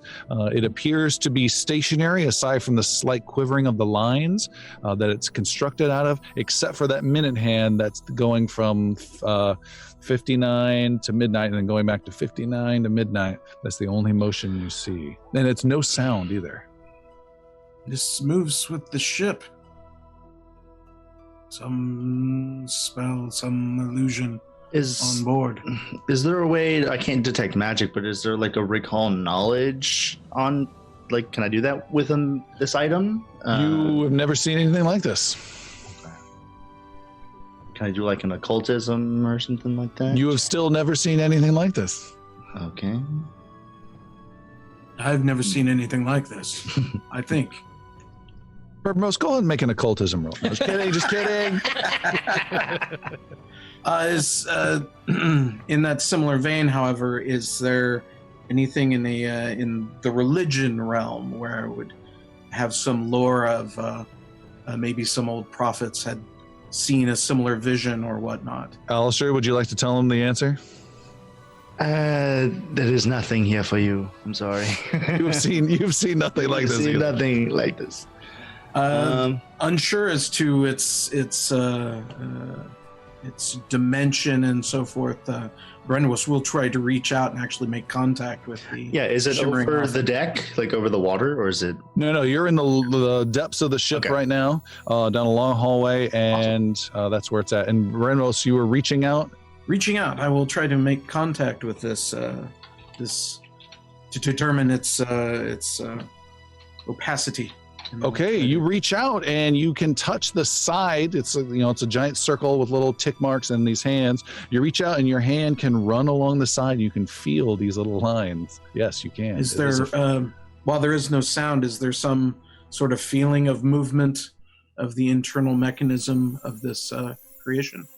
You can feel just the movement whenever the second hand or the minute hand moves. Well, the others should see this. It seems to be solid, but it does not move. It does not make any sound, other than these hands here. Yara will try to circle around it to go to the other side and see if it's the same face on the other side or if there's like a back. You look around, it is the same face. I agree. The others will want to see this, and Brenros will step away and call up to and through the ship for Zanner, Sildren, and the rest to come down. All right, Zanner, Sildren, and the rest, you are all there. Piercy comes walking down. Oh, I slept it so good last night. Somebody could have just come and killed me in my sleep. I was sleeping so well. Well, I'm glad you're still alive. There's something down in the hold you should see. Where's Paleek? I can't hear her anymore. She's very quiet. I'm right here. Oh, there you are. Ah! You're so sneaky! Alright, well, let's go see the thing. You guys are all down there, and what I described is what you see, this strange magical shape. Zanner, Sildren, Brenus and I have never seen anything like this before. Well, it's simple. I know exactly what this is. I know! Yeah, you say! We'll say it at the same time. Ready? 1, 2, 3. I've never seen this before. This object appeared before us, or did we enter the room and find it? You entered the lower deck hallway and looked around and saw this thing right there. And is it in front of a door? Is it like, what's it? It's like floating in the middle of the room. It's a hallway, and you've got like stairs on either side, and on the right side is this object just hovering about a foot or two off the ground. Piercy just pulls out a short sword and just pokes at it. Sees if something happens. All right, you're able to poke through it, and then you feel resistance when you go up against the sides. But there's nothing that prevents you from going through it, like as though it's some strange wire frame type object. Zanner, would you like to have a look at this? Zanner will do what Zanner does, and I will detect magic. Zanner, you can make a challenging Arcana roll with your detect magic spell. Okay. 28. 28. You detect that this is magical, and you detect that its source of magic is teleportation. Ooh. So, good news and bad news. Yeah, Good news, this is magical. It's even the teleportation magic, which is kind of neat, because that means you could zap somewhere. Bad news. Don't stay away from that. Don't go anywhere. You No, look, if you just touch it, nothing happens. Look, I'm just... You're such a dummy. That's not very nice. You know that no one else can detect magic but me. You wouldn't even have known that you could teleport anywhere if it weren't for me. It may not be nice, but it's true. It's just, you're just, I don't even know why I tried. Tell us more about the clock face center. It's teleportation magic. Yeah, and that's all. I don't. That's the bad news. Is I don't know anything else. I just know that that's how you get it here, and that's all I can find. Can something come here? Maybe? Do you think the captain knows about this? Oh, I'm sure he does. You said this is yellow, right? Yes. Is it the same shade of golden yellow? You're breaking up. No. Oh no! Sildren just froze! Teleported through. Teleported! As the, I knew it! Don't touch the clock face! Everyone back up! If I know what he was going to ask, I was going to ask the same thing. Is it the same shade of gold? Oh as no, Yaru's Yaru's bindi? gone too! no, he wasn't going to ask that. He was going to ask if it's the same color gold as the His color- watch, maybe. as the color guy, The honor crin. the honor. Ooh. No, it is not. What about Yaru's bindi? Sure. Yes. Yes. Okay. What Yeah, does that mean? The gold thing in Yaru's head, which lets me teleport. Teleportation magic. No, we get it. We're just waiting for you to keep going. I mean, if it's the same thing, it could be a gift from the source. Could be useful to us. Where would the captain? Well, Brenros is going to hurry up to the captain's quarters. Okay. Yeah, let's go wake him up. Go banging on his door. What would the rest of you like to do? Yaru's pointing at Zanner. Listen, you little shit. That was just as good a guess as Sildren's stupid ass honoring shit. Don't you ever do that again. I'm just saying, you can't touch things when people disappear. It's dangerous. Yaru hasn't had his morning. You opened a book and disappeared, Zanner. That's how I know. This is the Tesseract, and it's just making us fight against each other. I know. Sildren is basically staying there to guard whatever the heck is Paleek going will on. go Yaru. with Renros. Okay. Piercy, Zanner, Yaru, you guys want to say or do Yaru will stay with Sildren. Okay. And this. Xander's gonna keep probing at the clock. Actually, like not actually, despite the advice that he gives to Yaru, he's gonna poke around and maybe I could just tweak a little bit or adjust the thing. And Zanner, did you bring anything back from your encounter with the honor crin? Zanner moves the minute hand and it clicks into the noon top position and the clock disappears. A yellow portal appears and a young lady comes tumbling out into your arms and crashes into you, Zanner. And she's got brown overalls on, her hair tied back, a collar around. She's got a little device in her hand and she looks quite frantic as she crashes into you, and she looks around at everyone and looks very confused. There's this little yellow portal that's still there behind, and she looks and sees you right underneath her and she says, it's you, listen closely, I don't have much time. And she's looking right at you, Zanner. We're in a lot of trouble. Where did you come from? Listen, everyone's in a lot of trouble. And Those are really cool pants. she looks anxiously back at the porthole behind her. Are you listening? Yes. They are doing everything they can to get free of the final span. Your world, Varen, is the easiest to reach, so they're desperate to break through. If they create a corridor to here, then they will use your world to get free and strip away all your resources and leave a barren world behind. Are you listening? Yes. I tuned out for just a second. Just start over. She is playing with a strange little pocket watch as she looks back over her shoulder. How do we stop them? She looks up That's at you. children. You're Sildren, but you're the one who's the wizard who sailed through the gate, right? Do you hear that? Wait, what? Yes, the gate? You mean when I had to go through the portals? Right. There's a connection from the chain gate energy that's made with you that you don't know about, that they don't even know about. Piercy, you can see behind them the yellow portal pulses. Where are you from? What's going on?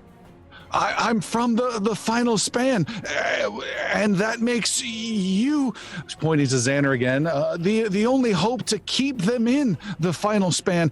Do you understand? No! I don't understand anything! You're not gonna make me go back to the chain gate, are you? I really like it here! You were supposed to be this grand wizard. Only a grand wizard could have traveled through the chain gate like that. Well, it's a funny story. Actually, the way it started was I had to... Oh, we don't have time for that. Listen closely. Look for the yellow water and give the old man this. And she stuffs a sealed letter into Zanner's hand. He will show you how to deliver a blow to them that they will never forget. And the yellow portal pulses again. I think your door is about to shut there.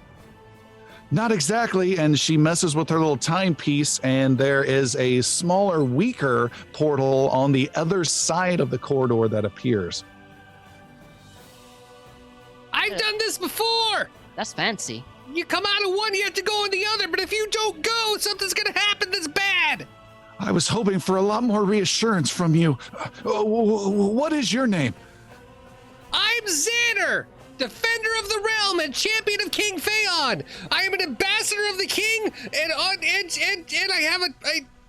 don't have a sash on me, but I have a sash that says that I'm also supposed to be a real member of the. Where is the yellow water? That's up to him, to Xana. Listen, Xana, they must remain where they are, or many people will suffer. They will not stop until they are free. You can't let that happen. Okay, I won't. I'll help. I'll help. The portal flashes, grows wide, and a man wearing golden armor comes through with a curved bladed weapon. He is not alone. He rides a mechanical drake made of gold ribs with wings of metal and gears. If Ignal Heavybringer were on the seas with you today, he would recognize this beast from one of his escapades. The man arrives and stomps in with his armor and curved blade and says, Arana, you have shown your lack of honor and betrayed us, so you have chosen death. If I can do something before he actually attacks, I would love that. What would you like to do? Sildren extends his hands and says, you shall not pass, and casts banishment. All right. Sildren's going to cast banishment. You can see there is a gout of flame gathering in the big drake's throat between its metal sections. Combat is going to begin, but we will have Sildren win initiative to start us out. And let me show you a little map, and we'll see. He might be able to do something really cool here, though. Let's go here. Let's switch to combat mode in our video. Has Brenros made it back to the fight? Almost. You two left at the wrong time. It was you and someone else. Well, no one expected Honorcrain to be showing up, but hey, whatever. Oh, you didn't? No one expects the Spanish Honorcrain. All right, map should have been arriving. You guys see it? We got it. Yep, got it. I have a map. I don't Show see it this for- golden drake though. Let me show. This is a mess. My compliments to the impressive size of Man-Eye's ship. It's relative. It's a giant taint. Biggest The taint I've Great ever seen. Tate. Watch your tongue. Whoa! That thing's huge. Not your taint, the dragon. Weird. I had to make it weird. And that is what you see. We are going to go ahead and roll initiative, and then we will move Sildren to the top. And first up was Sildren anyways. Wow. Go back from Sildren. whence you came, creature. He needs to make a will saving throw. All right. Stand by. Until you are complete again. You are casting Banishment, correct? Correct. That's a new 5th level spell. Ooh, and you had that one prepped, right? I did actually, because Sweet. I had a sneaking suspicion we would run into something along these lines. I love it. You have the Drake targeted, right? Not the ship. I want to make sure the right one gets back. I have the honor crin targeted. Let me see. This has the incapacitation. If the spell has the incapacitation trait, any creature of more than twice the spell's level. What is the spell's level? 5th. Treats the result as 1 degree success higher. Just keeping that in mind. All right, so he's making a will save. Correct. All right. Here. Will save. Here we go. He got a 27. 27 will. Hold on. Bear with me. My DC is 27. All right, so he succeeds, and he is more than twice the level of the spell, so that is a critical success. Okay. The target resists being banished, and you, Sildren, are stunned 1. Yeah. So that just means you'll lose your last action. Okay. This turn. Carry So on. you're done. You cast a spell. You create your own little portal to send him back, and it fails. Next up is this metal drake, and it is going to Can't be good. stomp forward close towards Zanner, the girl, and several of your friends, and disgorges a huge amount of fire at the lot of you. I need Zanner, Sildren, Yathane, and Yaru to make reflex saving throws, please. Mm-hmm. Come on, baby. 36 for Yaru. Ooh, nice. It's pretty good all the way around. All right. So 27 for Sildren, 32 for Yathane. All right. For Zanner. You're on mute, Jeremy. You're on mute. Zanner fails, Sildren fails, Yaru and Yathane succeed, so you guys take half damage unless you have any extra evasion ability. Those of you who fail take a full 48 points of fire damage that rakes over everyone violently. If you succeed, you take only 24, and Yaru, I think you take the 24. Ow! I don't like being burned with fire. And it's a standard issue at this point to do Vital Beacon at the beginning of the day, Tom. Sure. Sir Brenros, it is your turn. You arrive and come running in like crazy, and your turn is over. You are in the thick of things. Zanner, the girl is aflame, and she's putting it out and screaming, and she is starting to scramble to the west side, where there is another little portal on the stairs to the west. Run! And Zanner will,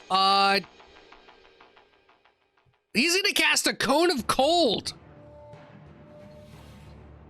at the dragon right in front of him. You can cast it at the dragon, and hit the guy as well. I will do it. It's a full cone.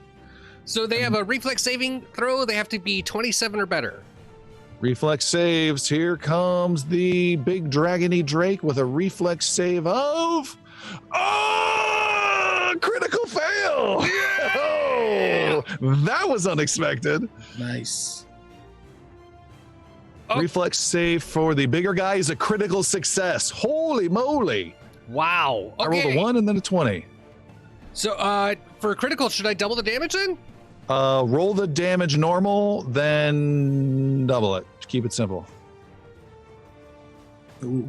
So that would be 46 cold damage. 46. So if doubled, that's 92 cold damage. Jeez. 92. Unfortunately, it has a weakness to cold damage, and it takes 102 points of damage. Super unfortunate. Yeah. Is that a record or something? For sure. Holy It's all. moly. Carries the achievement badge. Wow. Only maybe Iggy. That was a massive new level 5 spell. Massive cold, just permeates the whole area. Somehow the armored scout avoids it all, maybe ducking behind a shield, and but just letting the Drake absorb every bit the of Drake it. just takes it all. Speaking of that scout, it is his turn to go. That was Zanner actually has one more action. Oh yeah, go ahead. He's I'm gonna sorry. raise his shield. Just last action, just he's shielding up. He's gonna use the air and the wood around him, just gonna pull it in. And raise the magic shield. Gotcha. The scout charges the nearest enemy he can see. Well, can he get to her? No, he's going to take off. He's going to instantly decapitate this little rat he sees of Piercy. So he moves towards you, Piercy, and he is going to attack you twice with his blade. He gets a 29 to hit. Oh, yeah. And a -5, 32 to hit. Jesus.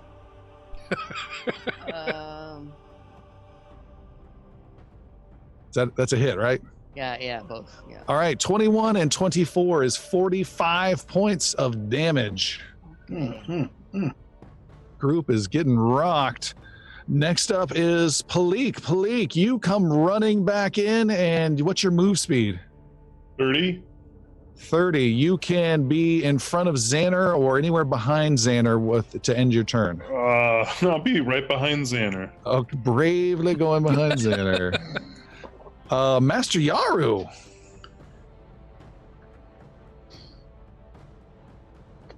You're muted. Yaru, they're about 40 feet away. Okay.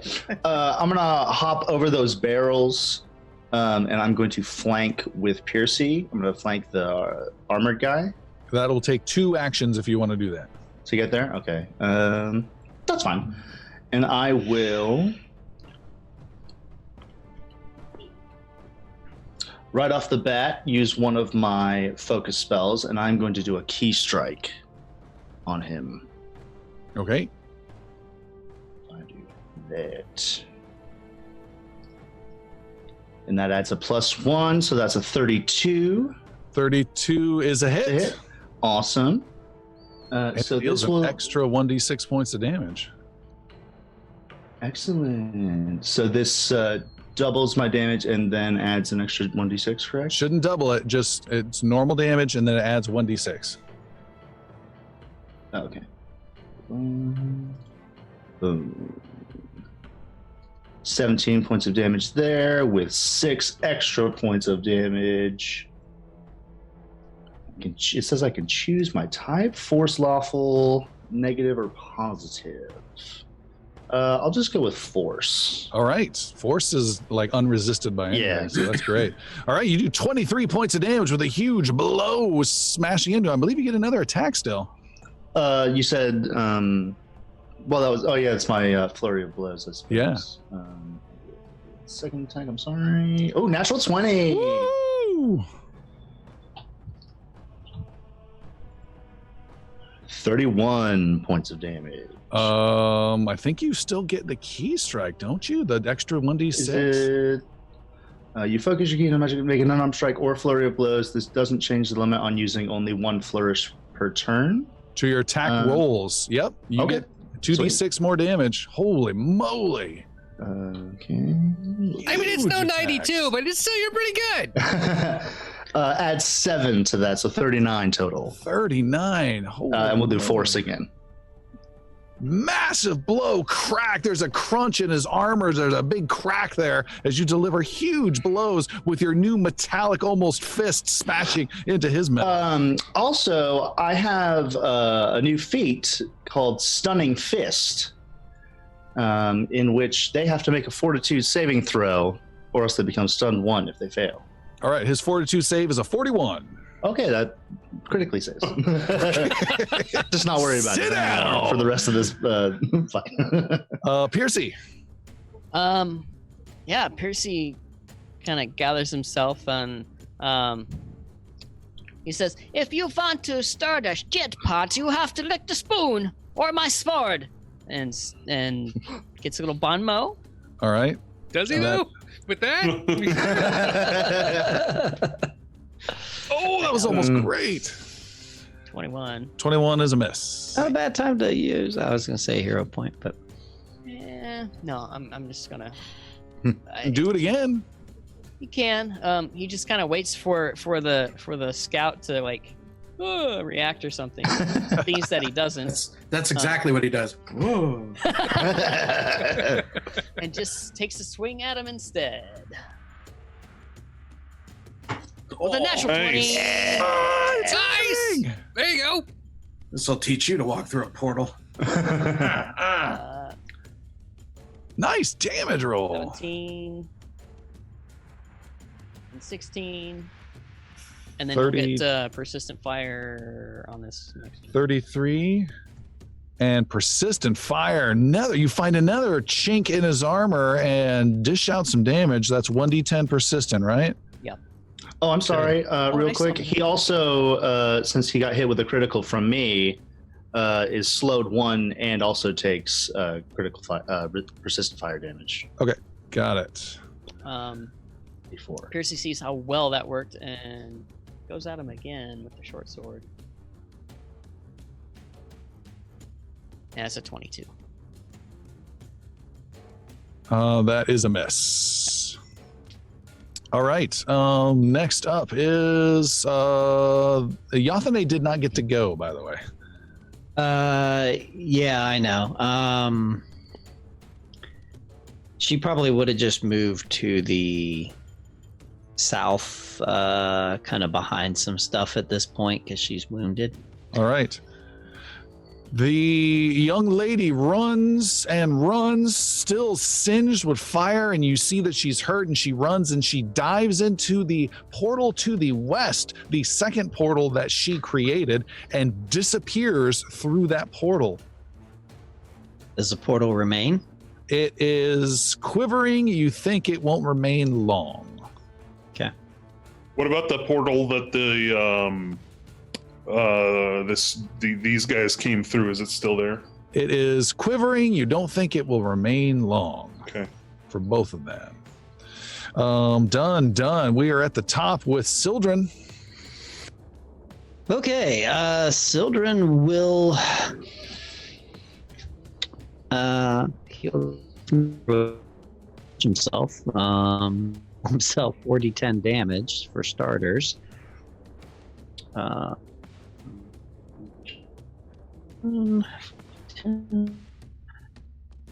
Children, you're healing yourself? Your internet's breaking up a little bit. Oh no! The portal got him again! Children is slowed 1. He's lagged 2. He's still gone. All right. There's a good pause, though. That's a nice still It was shot dramatic, yeah. Holding the chin. All right, we'll let him do some healing and whatever he's going to do. I'm sure that won't have any effect on what the Metal Drake is going to do. And what the Metal Drake does is it emanates a frightful presence to 1, 2, 3, 4. Every single one of you are dealing with frightful presence. This is an emotional fear mental effect, and you guys need to make a will save of 27 or higher. I'll even tell you the number. Am I back? You're back. You're back. All right. So I'm going to roll my 40-10 healing, and then I'm going to heal Yathane as well. And then make a will save. So 22. He's okay. lagged, not deaf. Piercy's gonna use his charmed life reaction to get a +2 to whatever he rolls. Did you say 34 was our target number? Nope. 35 for Piercy. 27 is the goal. So 34 for Zanner. 33 for Yaru. Renrose will fail with a 22. 32 for Paleek. All right, so sounds like only Brenrose failed. For those of you that succeeded, you are frightened 1. Oh. For Brenros, you are frightened 2, and frightened means you lose 1 or 2 off of every single stat that you have. At the end of your turn, you lose 1 level automatically of frightened. Brenros, be aware you have 1 or more frightened counters as part of your abilities, if I recall correctly. Okay. That was the Drake's default. It didn't even take an action to do that. And it is going to, it sees its master is surrounded. I think the correct course of action is to do some massive damage. How about it goes into a Drake Frenzy, and it makes 2 claw strikes and 1 horn gouge at Yaru. Yaru, you look to your right, and this Drake is just going to town on you. Here it comes. What did I say? 2 claw strikes. First one is a natural 20 Oh, God. Nice. Okay. Yee. for 48 points of damage. Oh, Okay. Are you still on your feet? I am. He then attacks you a second time with a -5 for a 24 to hit. That does not hit. And then gouges you with his horns with a -10. That was almost another critical success. That was a total of 20 instead. Does not. All right, that first one though, just clawed and raked Man, huge I have sections out of your shoulder and chest. 72 points. Brenros, you are now in the thick of this fight. I am indeed. My first action is to approach the Drake, getting at the, looking at the map, the northwest corner of the scout there between, of the scout. So Oh, now- Scout, got it. Got it. There you go. Perfect. Thank you very much. At the moment I became frightened, my frightened condition immediately drops by 1. Oh, nice. So I'm now frightened 1. I will lash out at the Drake behind me. Making that attack. Well, a 26 to hit. 26, double checking is, I'm pretty confident, that is a miss. That is a miss. Okay. 1 action left. Last action will be the shield. I will Shield raise yourself, that. raise shield. So bringing my reaction to bear. And then at the conclusion of my turn, everyone within 15 feet of me immediately lose 1 point of fear. Zanner, Including Piercy, Brenros, and Yaru, you each lose your fear 1. Can you describe what that is, that emboldenment? Nice. In this particular case, it is a flash of golden energy that emanates from the shield in kind of a swirling mass and then kind of puffs out and Sweet. spreads through the room. Sweet. Zanner, feeling a little emboldened, but at half your health, what do you want to do? Cool! I'm gonna hit it again! So Xander's gonna blast his hands together, bring up all the cold air, and shoot another cone of cold right All at right. I rolled terribly last time, making a reflex save. Here we go. This is going to be much better. Natural 20!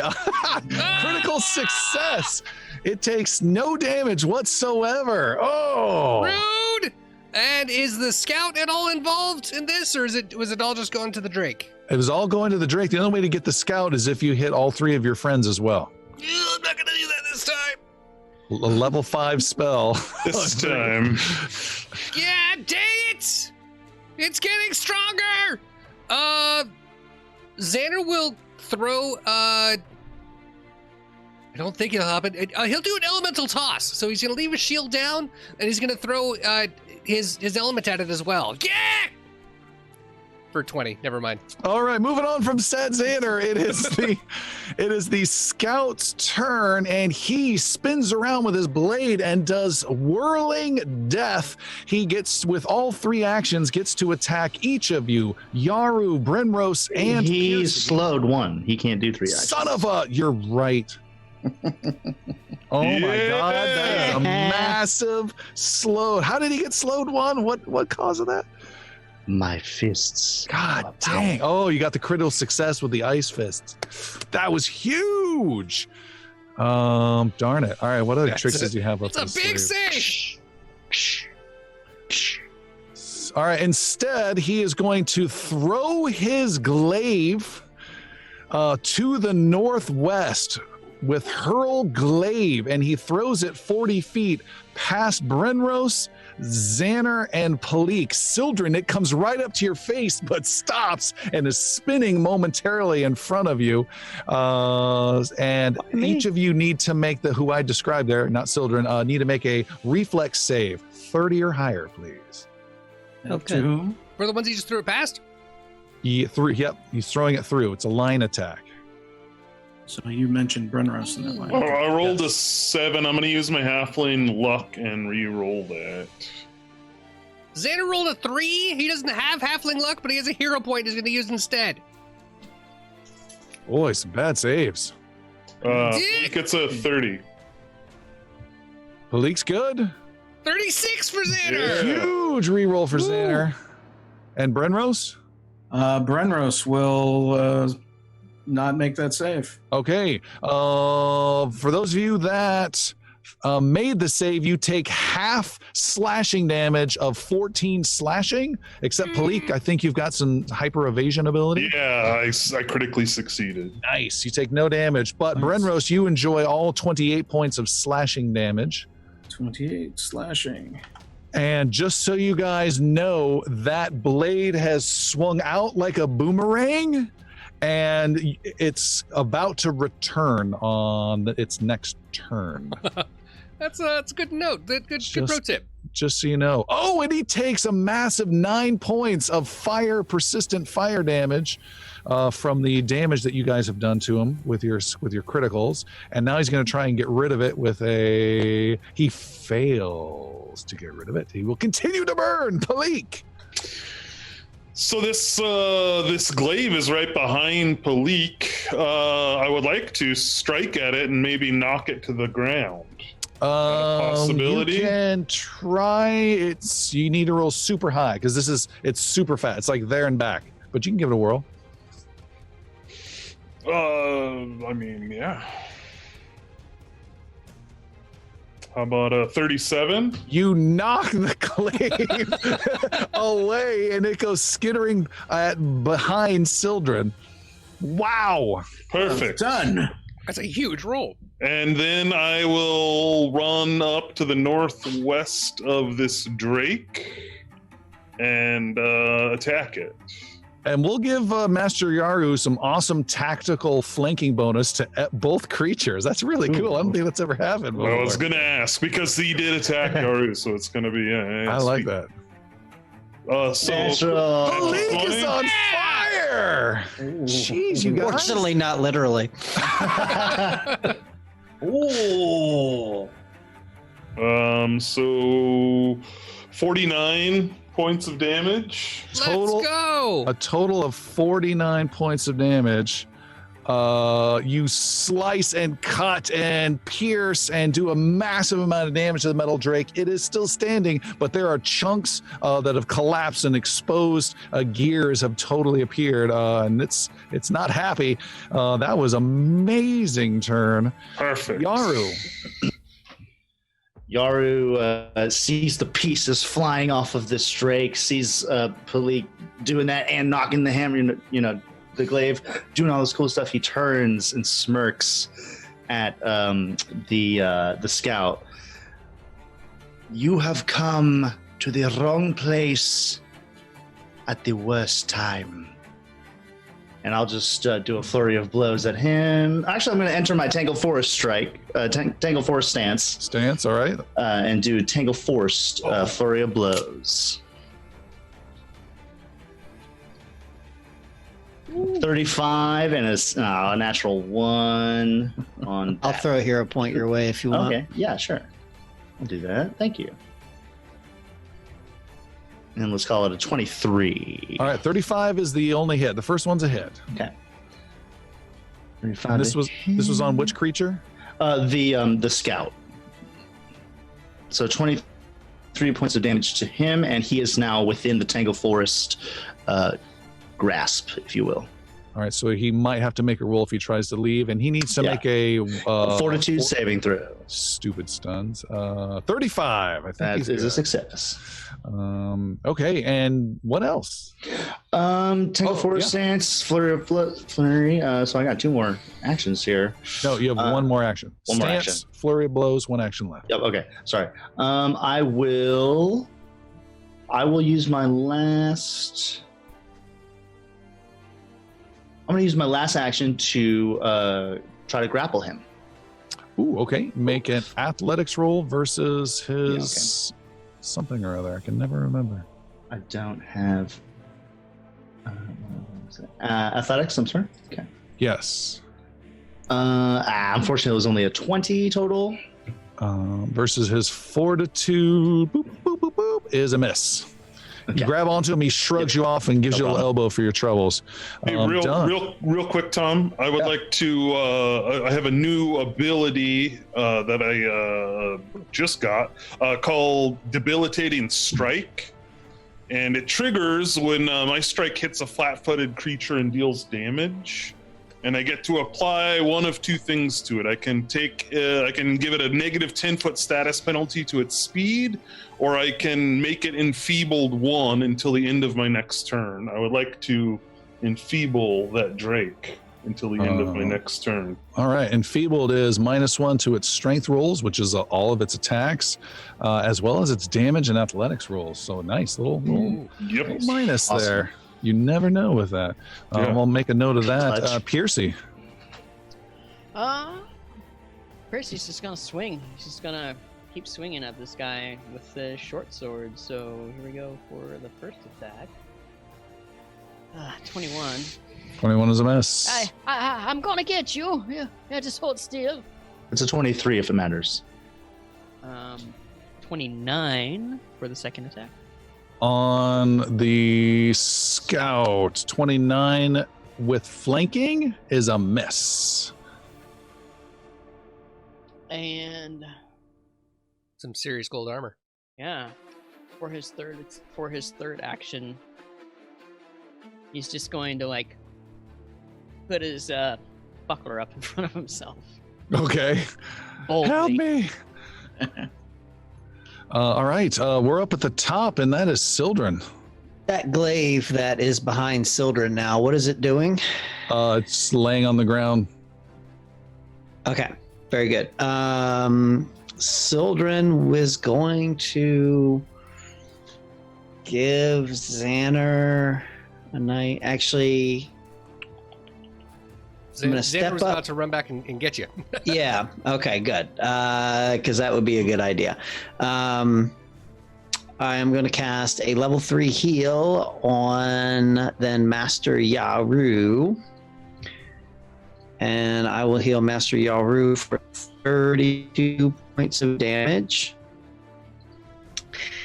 And final action will be to take cover behind the barrels, and Yathane is going to do a flyby attack on the scout as well. Thank you, by the way. Yeah.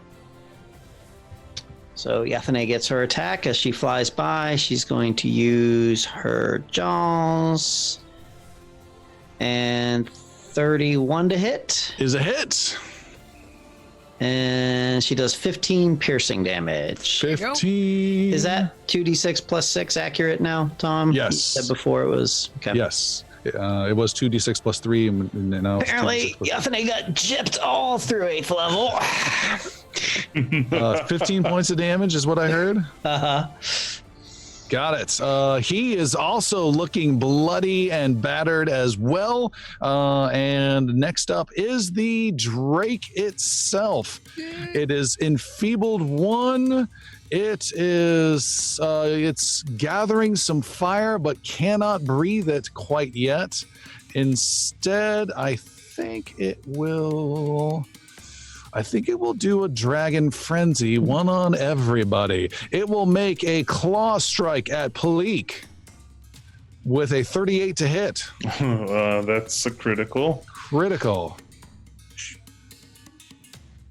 That is 46 points of slashing damage. Just almost disembowels you. Then it makes a claw strike at Sir Brenros with a 31 to hit. That's a miss. Miss! Yep. Wow! Yeah. Breaks your shield and cannot get through. And then it attacks with its horns against Master Yaru with a 26 to hit.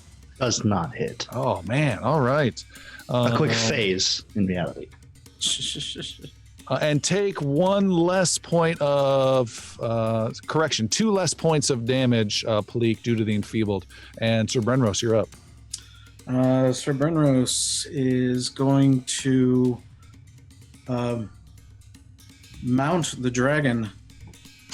He's going to in one fell move as best he can. He's going to kick off the scout and kind of tumult around the neck onto the back of this dragon, whereby he will follow up with an attack afterwards. I think Alistair hears that phrase a lot at his workplace. Mount the dragon.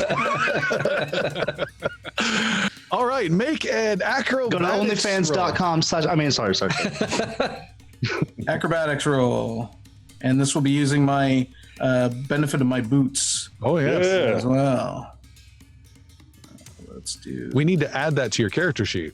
Don't you bonus. have like a wrestling skill or something that you can tackle That's the larger only things? reason I'm even considering getting on top. That's right. The Titan. Yeah, before you roll, we need to add the acrobatics +1. I already did. No, it was 0. There was nothing there. I just did it. I did a +1 to the acrobatics, and it Did you changes have my athletics or acrobatics? acrobatics. It was nothing there. I just typed it in. Weird. Okay, go ahead and roll it. Here we go. A 16. I'm going for hero. So Yeah. rolled a 3. It doesn't matter how good your boots are. You rolled a 3. Going for hero. There we go. 28. With a 28, you have climbed up onto the back of the dragon with your first action. What would you like to do with the second action? Yeah! My next action is to attack from my position. Okay, Full on Skyrim Dragonborn. Pretty much. add +3 to your attack. Yeah. 40. 40 is a hit. 40 is a hit. Nice. Correct. This will be 16 plus 1 persistent good damage for 17 total damage. So essentially, there's a bright little flash and glimmer with each strike as I drive the sword into it. And we're going to do an additional point of damage. I did additional 3 more points of damage due to you being up above and getting wedged into some vulnerable gear type section. And what was you said there was some sort of persistent? Yes, so in total, we're now at 20 points, but there is 1 point of persistent good damage. What's that from? That is from my recent ability here, part of my Divine Smite, which attaches to my Divine Smite. strikes. I think is only for your retributive strike. Oh, is it only for retributive? I think so. I'll take that back now. Okay, All right. no biggie. That's a good hit, and you still have an action left. And for that will be... I'm gonna hold on. I'm always holding on. Let's go for a second attack then. Okay, Yeah. No, yeah. going hog wild here. Stab it again. Is a 21 to hit. Or are we doing that +3 as well? Yes. 24. 24 is a miss. It's knocking you off balance. You can't connect. Zanner, Captain Area of Effect, with an ally now on top of the Drake there. What do you want to do? No burning hands then. Okay. Xander's gonna move back towards Sildren to touch the helm of the sleeve. My or what? the You're touching pants, my what? Whatever you have. I'm gonna touch what's available Eyes closed. for the for some Hey, that was ugly. You only healed 10. I'll touch you better next time. Not there. It's a bad touch. It helps a little, I guess. And that's 2 actions for that, right? Because reaching out and touching that's an action. Yep. All right, so then in that case, Xander will cast Another elemental toss, and attacks with 20. Moving on, poor Zanner. The armored and badly wounded scout does a Luke Skywalker hanging upside down in the cave move with his hand and is able to have his glaive come flying through the air to him, but it takes a while and uses up 2 of his 3 precious actions. And he gets it in his hand. He whirls around and Isn't slices. he slowed? No, not anymore. Not anymore. Nope. Slowed goes. That was a 1 turn. At only. the end of my next turn. He spins around and slices at Master Yaru then with the blade back in his hand with a 39 to hit. Oh, that does hit, and that is in fact a critical hit. And does 47 points of slashing. Okay. Hurt, baby. Still alive? Yeah. Oh, you got some healing earlier. Nice. Paleek, you're next to the dragon. Yeah, I'm gonna strike away at it with my rapier for a total of 40. Total of 40 on the Drake is a hit. And so 26 points of damage. 26 points of damage. Okay. And I forgot a very important thing. As Brenros was climbing around, the creature rears back with an attack of opportunity and tries to gouge you, Brenros, with its horns. Ooh, ow. I forgot. I've been forgetting to do this. And did the scout still have persistent damage as well? Here it comes. Hold on. I'll check on that in just a second, and probably yes. Brenros, that's a 29 to attack with the horns. 29 will glance off my shield. You have no shield draw, no shield raised. That's standard Still arm. Gotcha. Nice. Going back to the scout. God darn it, you're right. He takes 1 point of fire damage. Thanks for making me go all the way back for that. And then he's going to roll a 15 or higher, natural 20. The fire has gone out. Okay. Continuing with Paleek. I got 2 more attacks coming to this fucker. Pierce, pierce, pierce. Slice, slice, slice. Oof. I'm going to use my guiding luck to reroll once per day an attack roll or a... Oh, nice. This is a new ability she got. Yeah, or a perception check. So. Motherfucker. Oh, it's a natural 1. Your luck is terrible. With a natural 1, you pierce through Brenros. and hit Sir Brenros for 10 points of piercing damage. Continue with your last action. This thing is sharp. Well, let's see what happens. Can I retributive strike against Paleek? Yeah, and then I'll strike. My last one is a 17. So All right. Paleek is done. Master Yaru, you're still side by side with 2 enemies. I am. I will just continue onto this on the scout flurry of blows. Damn, with a 25 to hit and then a 23 to hit. Shoot, he's dodging and weaving like Mike Tyson. Man. Okay. That's your first action, though. You got 2 It more. is. We know what. I know what I need to do. I'm just going to continue with Tangle Forest Strike for my last action. Or 2 actions, right? 2 remaining. You have 2 actions left. Yeah, that was a 19 to hit, unfortunately, and then a 21 to hit. Okay, swing, swing. 27, 25, 21, 23. Cannot connect. Piercy, you guys have some big highs and big lows. And Percy is gonna look at the guy. He looks a little rough. He says, the garbage man usually comes by tomorrow, but I'm going to take you out today instead. For some Bonmo. Go for it. Diplomacy, I believe, versus his will. Diplomacy. 24. 24 is a fail. Yeah. You can do it again. There's no penalty. No. And he just, just kind of waits, sees that nothing happens. and then swings at him with 20. Oh, Piercy, come on! I know. Come on, guys, stop messing. And then my last attack. Oh, damn. 22. Well, 20. Another swinging, piercing, and nothing. Sildren, you are up again. So, Oh, no. Yaru is going to give him a level 4 heal. Oh wow. The I portal don't is know. causing Appreciate it. interference. Yeah, I know. Yeah. He's like fine until it's his turn, and then he starts going down. Is it not? Am I frozen?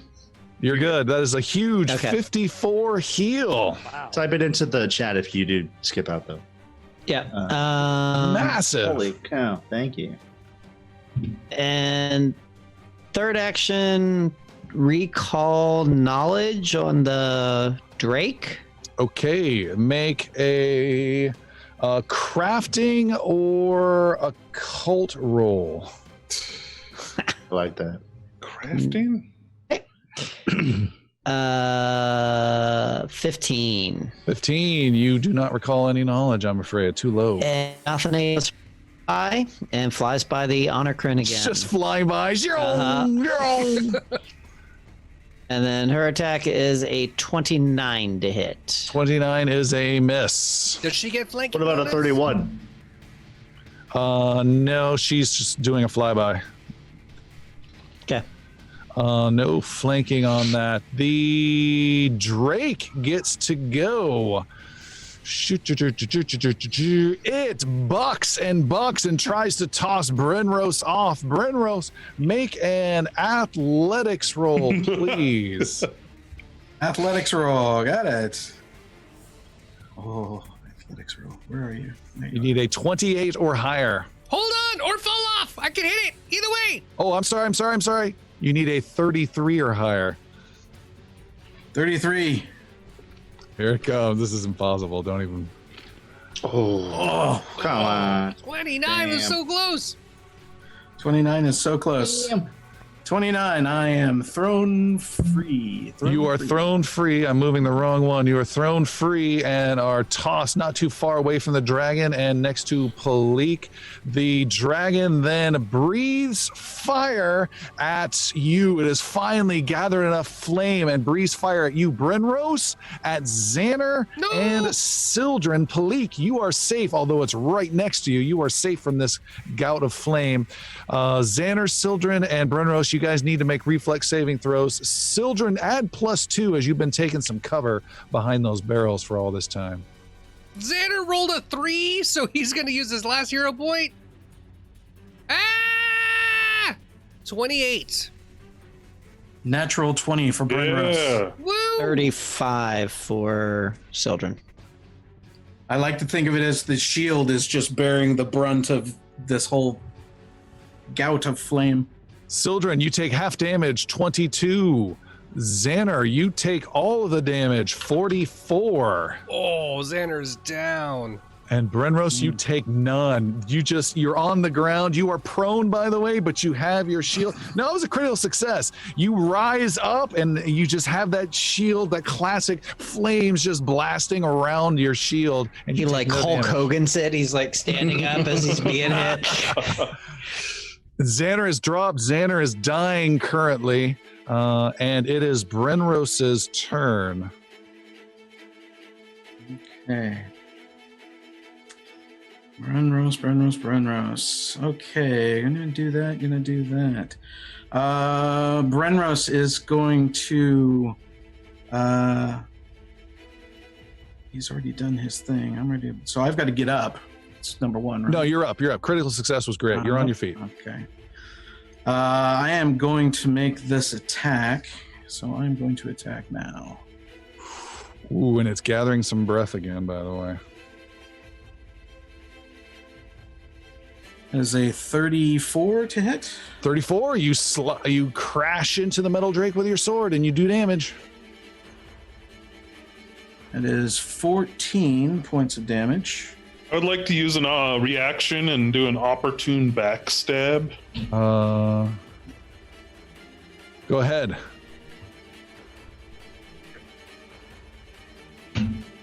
Make it good.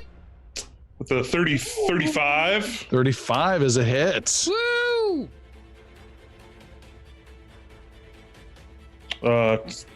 23 points of damage. You may take down this metal drake. Oh, nice. Nice. So as it's gathering breath, its fire in its jaws, little Paleek's gonna jump up and her rapier is gonna go through his lower jaw up into its skull, and the fire is gonna, like, because it's got nowhere to go, like, explode the head. Great. Just pieces of metal and shit fly everywhere. Fantastic. There's chaos, there's an explosion, and Brenros, you're kind of just standing there with your dick in your hands. You have a couple actions left. Thank you for the assist, Sir Brenros. My pleasure. Brenros, shield searing with all this fire, dead creature in front of him. He is going to race back to Zanner and lay on hands for the third action. All right. And that'll be 24 health restored to you, as well as 2 armor class until the start of my next turn. All right, that brings you conscious as well. All right. Zanner. Thank you. It is the scout's turn, and Brenros, you ran over there. He is going to try to reposition. Is there some sort of tangled restriction on There it? is, in fact, a DC. I think it's still of 24 that he has to make, unless it increases with my level. And what is he rolling? I believe it's a reflex. Probably. Save. Tangle forest. Tangle forest. Acrobatics check, or reflex, acrobatics, or athletics check against my class. DC. It's against my class, so is it DC 27? It's the higher number now, yeah. Okay, yep. All right. He should be good with this. Yeah, he He's should be. very high level, but let's just make sure. This is one of those not likely to happen. You gotta do it. All right, athletics, here it comes. Oh, yeah, 41. Oh, okay, whatever. All right, he steps past and gets around Piercy and then throws his glaive again to the northwest, slicing through Piercy and Sir Brenros and Zanner. No. You guys all need to make a basic reflex saves of 30 or higher. Do Zanner and Brenros get cover? No, Zanner, add +2 for cover. Yay! 32 for Brenros. 23 for Zanner with his +2. Oh, I'm so tired. Can I give a hero point to Zanner? Zanner can't spend one of his. I mean, unless you can spend one without mine. Yeah. No, I don't think that's how Okay. that works. Piercy, what was your roll? A 30, but that counts as a critical success for me. Oh, sweet. And so, Brenros, you take half damage. I rolled 66 slashing and almost rolled max. I rolled 30 damage, 30 slashing. So that's 15 to Brenros because you passed, but 30 to Zanner. Who is out again? Oh, dropped down to dying too. Knock that shit down again, and this time get rid of it. And it is Paleek. Yeah, so Paleek is going to run down to the southeast. I'm assuming that's 2 actions. Yes. To get opposite his little friend here, and then to get opposite Piercy, and then attack. With a 41. 41 is a critical success. Yes. This is a critical Come on, backstabbing Paleek. success. Whoa. Huge damage roll. Oh my gosh! 61 points of damage. And for the second time tonight, I will say, taking down Paleek. Wow. So she's gonna run behind, and she's gonna just take out. She's gonna like Achilles, like take out his Achilles tendon and drop him to his knees, and then let Piercy and her both are gonna like swing their swords through his head and decapitate him. And he drops, his body collapses with a loud thunk. His metallic mount is dead. There's flames still going on. You hear frantic footsteps as Captain Mad Eyes comes running down the stairs, quite alarmed. And Captain Mad Eyes, what do you say? What be going on me ship? I smell smoke. I don't like the smoke. We woke you up like 10 minutes ago. Where the hell have you been? It takes about 10 minutes to rise until there's smoke, and then what the Jesus is that? How'd you get that on me ship? And let's go ahead and take our break there. We will be right back. I don't know, I like the tassels, but can we fix the inseam a bit? It rides up in the back. Oh hi, Traveller! Interested 11 Ranger here. If you're looking for the Twitch channel, it's 2 clicks that way. Go to twitch.tv/Inglorious Bards and subscribe for new live streams every Tuesday. The podcast is still available for download and on YouTube on Thursdays. But remember, twitch.tv/Inglorious Bards. Now, can't an elf find a form-fitting dress in peace?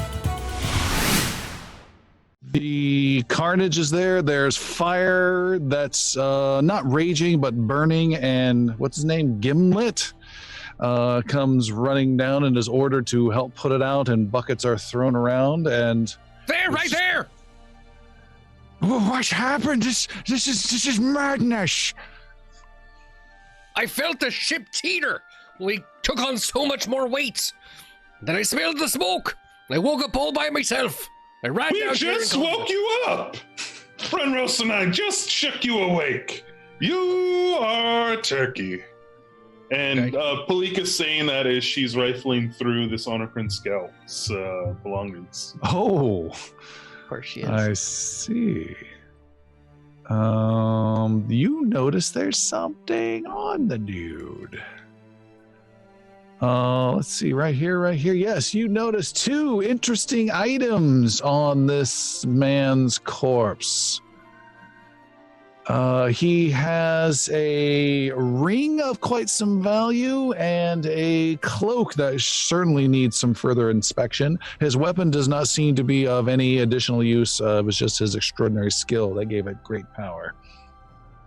I assume the portal itself is gone at this point. Both portals have faded. So what the hell was this? This wasn't here when Brenros and I left. We come back down, supposedly with the captain right behind us, and there's a bunch of shit down here. Zanner has a knowing eye on this. What'd you guys do? Oh, I can answer that. So I touched the clock. I wanted to make sure the hand wasn't moving very much. And as soon as I moved it to the 12, the whole thing opened a big gold portal, and a girl fell out of it. And she landed right on top of me. She had some brown trousers, which were really cool. And then she said that I was the chosen one, and that I was the only one that was connected to the gates, and that there had to be some sort of way that we could only save the world because they got to make sure to come to Varan because it's the easiest place for them to go. She handed me a note. She said I got to find an old guy in a gold pool. Then she took off, and then a dragon. So who's this girl? What do you say about this, Meta? I mean, I've heard a far-fetched tale, if there ever be one. But if you're telling me that there be gold portals and girls flying through and dragons appearing, well, if I didn't see it with me own eye, then I would not have believed it myself. But clearly, this young, wee, crazy person sounds like he knows what he be saying. It's true! Does the dragon or the armor or anything from the scout, does it look like actual gold? Like, is it gold? It is not actual gold. It is golden color, but not actual gold. But just me luck. I thought we got a booty. Sildren's inspecting the dragon itself. Also wants to extract a tooth or 2 if he's able to. Make a nature roll, please. To add to his further collection of Isn't that a tinkering roll? Yeah, that's actually, hold on, redo that. That's a crafting roll. Can I do nature? You can do crafting. How about nature? Crafting is on the table. All right. So I think I'm gonna probably break all them teeth up. Total of 6 tonight. Are you looking for gold fillings, children? Is there money in there? Like a couple of this creature's teeth. You want me to try? Sure, give it a shot. You try, but he has destroyed any effort to get teeth from this thing with that terrible roll of 6. Brenros has, oddly enough, some experience with mechanized creatures, and just from his last dealings with Tumblepot, he starts rummaging through looking for something similar to what Tumblebot described as like power sources or whatnot. Sure. And that's really his only familiarity, but he's trying to find something of value in this method. Make a crafting roll of 26 or higher. Crafting roll 26 or higher. 26. You find some strange, hot, spherical power source kind of thing that would be of value to a skilled tinkerer like Tumblepot or his ilk. The problem is that it is hot. You're not sure how to store it. There's a sphere that's dark red, very smooth.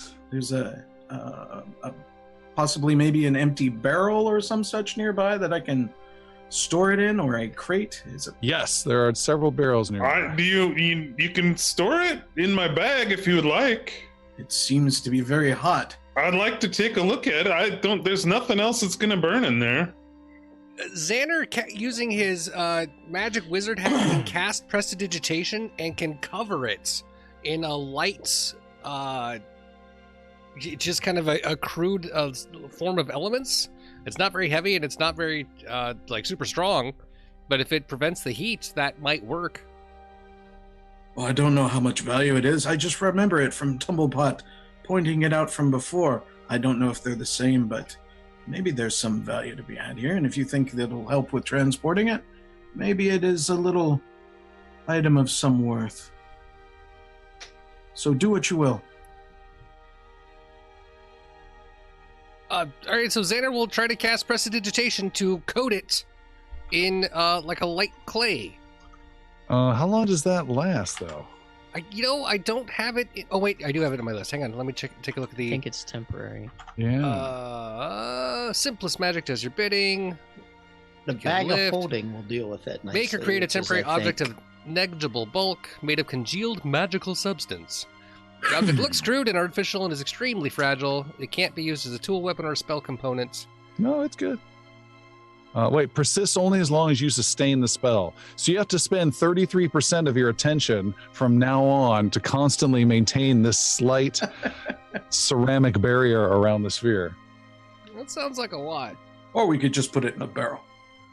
Oh yeah, let's try that. How big is it? It is a small bowling ball, child's bowling ball size. Is there a small barrel? Sure. Right here. Put it in Four planks, 2 small nails. Yes. Like a pony keg. Yes. I'll have Brenros put it in the small barrel, and then I'll put that small barrel in the bag of holding. All right, and then you put Paleek in the other bag of holding, and then you. So getting the Ark of the Covenant etching on the outside. Yeah, that's awesome. We got a Kringrier. So Zanner, who? You say something about a girl who wants you to find yellow water? I can make you some yellow water. I don't know if that's. I mean, maybe. Her name was Arana. She had brown hair. It was like in a ponytail. How about you shut up? Why, please? Shut up and look at this ring and this cloak and tell me what you can figure out about them. Maybe I don't want to. Do it. Okay, I'm just kidding. I'll do it. It's fine. Yeah. Xander will look at the cloak. Is that what you said? The ring, the cloak. All right, Yeah. make a Arcana roll twice, please. Okay. First one is Brenros 20. is still assisting putting fires out from around the cabin. Second is 34. 20 and 34. The first one. Which one's first? Which one's second? You have a cloak and a ring. Cloak was first, I think. Yeah, Okay. I was looking at the cloak first. Cloak, you are unable to identify. The ring you are able to identify as a messenger's ring. This is a level 9 item, and it gives you a permanent +2 item bonus to diplomacy checks. Ooh, nice. Just keep in mind that you can't stack item bonuses. Also, it gives you the permanent ability to cast the message arcane cantrip at will, so endlessly. Every action you could just be casting message. And what message does, it allows you to speak to someone at 120 feet away only by you just softly speaking, but they hear it only in their ear as though they're right next to you, and they have half a moment to say something back that only comes in your ear. So it's kind of like, maybe like a secret council type of a good way to sneak in a conversation. And that's not all. Then once per day, it takes a minute to cast. Once per day, you can cast Animal Messenger and create a magical animal that springs forth from the ring, and it then soars off and has 24 hours to reach a distance and destination of a clear landmark where it will drop off a message that you attach to it if you want. Wow. Cool. Wow. All this cool magical stuff that I can't fucking use. Well, here, you can have my... I'll trade you. I got a diplomat's badge, and I can use the ring. Give it to Brenros. You can keep the ring. Maybe I could use the ring. What would you Cast use messenger? on? For my bonmo diplomacy. Yeah, but it's got magic, and I'm kind of the magic guy. You two fight it out. I don't care. Give me the All right, cloak. initiative. Go ahead and Can it fit? Get it on. Can it fit on my pinky? Yaru starts It's a reaching magic for ring. it. It fits on any Hello, finger. magic. May I see the cloak? Yes, fighting please. over the ring. Ooh. So Sildren will try to identify the cloak. do you have Arcana trained? I do. Make an Arcana roll. Oh, dude. Oh, the natural one. He's using it to put out the fire. He's just. You want a hero point? I'll give you a hero point. If Yeah, you have one all to right. spend. Please do, because I don't know how to You wanna- process that roll. You want to do it? Yeah, I'll do it. The cloak starts eating you. That's so weird. That's never happened. 23 instead. 23, you are unable to decipher what this God cloak Damn is. it. Anyone else Brenros- trained in Arcana? Brenros is trying to do the Lord Humperdinck. He's reenacting the battle step by step, walking around the room, trying to figure out where the portals are and trying to get them back and whatnot. And Paleek brought up a really good point I think we kind of glossed over. Literally, Brenros and Paleek are just walking down the stairs into the ship and see a freaking dragon and this armored dude in the middle of battle. I mean, how bizarre is that?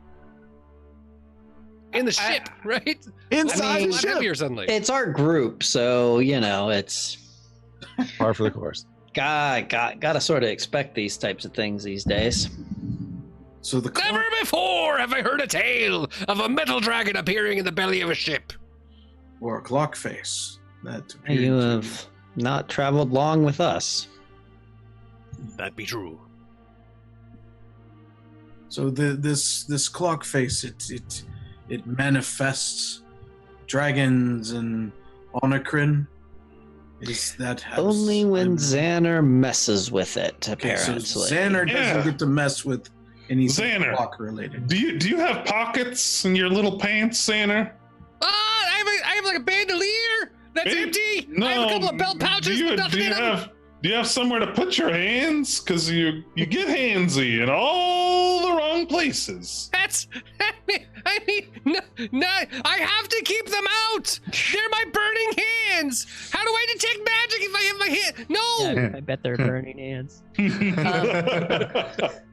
So is that clock still there and just the portal's gone, or is the clock gone too? Nope, all imagery and portalry are gone.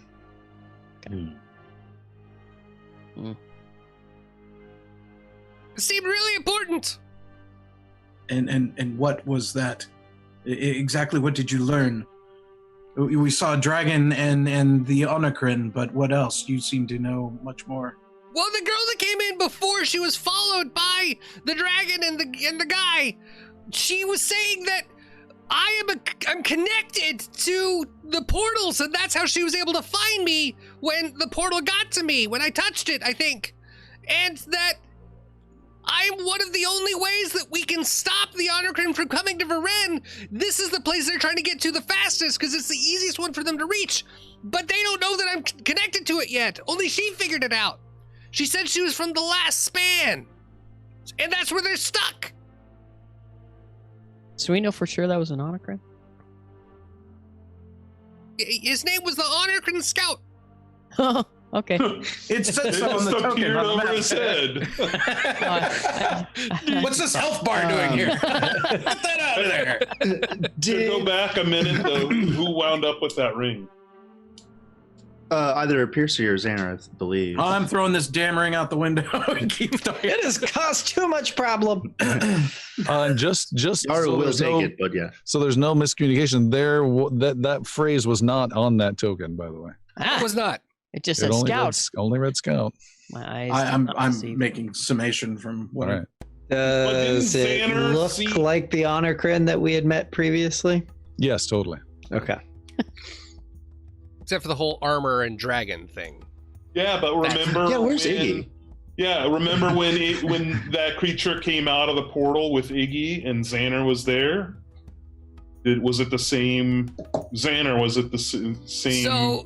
So if you recall, when Iggy encountered the dragons, that was when he was inside the box on top of the gears. Zanner was just melting a box. I know, but there was a guy that came out, wasn't there? Yep.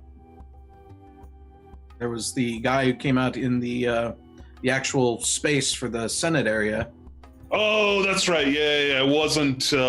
Shit. Okay, never mind. Yep, you're right.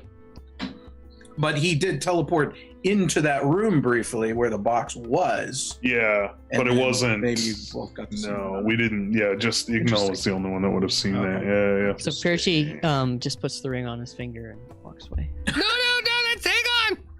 Oh, now he can sweet talk you now with diplomacy's +2. Xander's got his badge, like, oh yeah. I love the jewelry. Are we in danger of this happening again, Zanner? This, and Brenros is just kicking at the pile of gears, and this Onokrin. If they were able to open another chain gate and get more portals into Varen, then the answer is yes. Then how do we stop them? I don't know. I have a note. She gave me a little sealed note I have here that's supposed to go to an old guy in the gold water. What's She said the yellow. yellow water? Also, what's the letter say? It's sealed. I didn't open it. It's for this person. Brenros tries to recall if there's anything like this in any lore that he might recall. Alistair, want to tell him the results of that? No. I don't think you've ever seen anything like this before. I don't think I've ever heard of anything like that. Anything like this before? This is completely different. I feel a little bad opening someone else's mail. It's supposed to be bad. Let me see it. We can re-glue it shut. It's fine. Okay. Maybe it'll tell us where your golden shower is. Here you go. So Paleek will try to tenderly open this note. Oh, all right. Make a crafting or deception roll. Oh. She should use her thieves' tools. Or Oh. mallet. Or thievery. Thievery's a good one. Oh, please don't break it. No That seems deception. really important. Thievery or crafting. Thievery or Okay, thank crafting. you. Thank You you, need a thank hero you, thank point? you. No. How about a 35? 35. You get it open without breaking the seal somehow at all, and it slips right out, and you're confident you can seal it up perfectly. There is a letter inside. I was about to say handwritten, but like, what the hell is the other option? Anyways, there's a letter inside you pull out, and it reads as follows. Father, do not think poorly of me. I had to escape them. I had to get help. I am following the energy of the man who sails the gates. This is the wizard who has fought against the Honorcrin. Show him your work and how to stop them. Stand up and stop them from destroying another world. Love, Arana.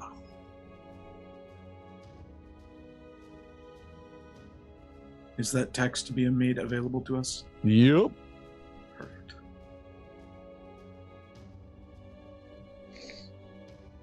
Wow! The man who sails the gates, I think that's me! You've made quite the impression, it seems, Zanner.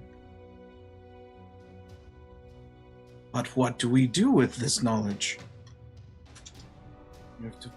We find, the yellow waters. yep, and Ariana's father. And that rhymes. Give him this message. We have no idea where they are. Do we proceed with how we were going? The king's business is still paramount. I We know must. this is jarring, but with no other place to go. Captain Mad Eye, have you ever heard of the yellow water? I mean, there be several yellow water, but if you're referring to like a place of the yellow waters or the golden shores or anything that be a drowning pool of gold, no.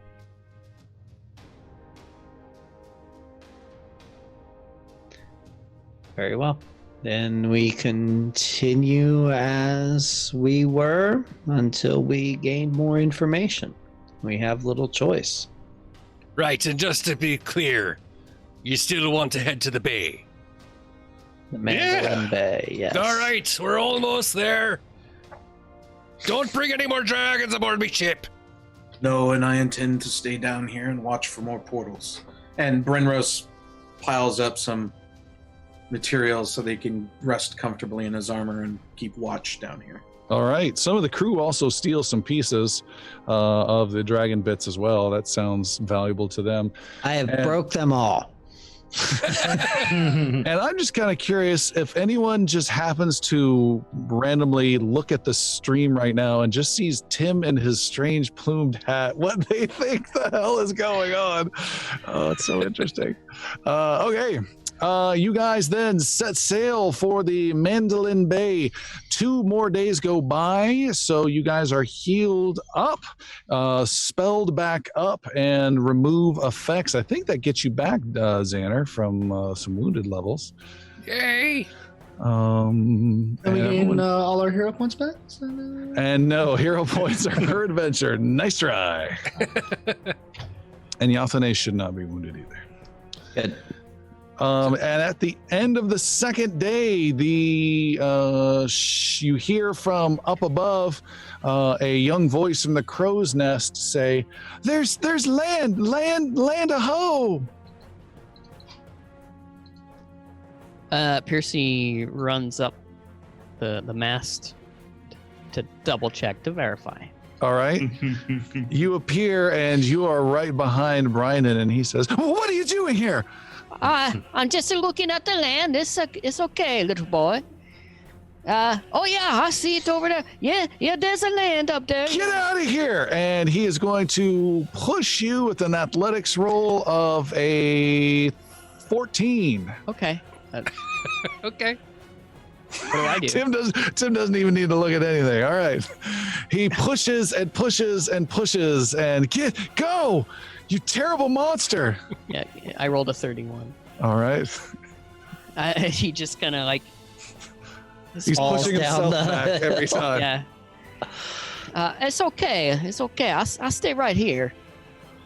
He spits in your face, Piercy von Skeetenlever. Piercy just wipes it off casually, nonchalantly, and kind of closes in on him.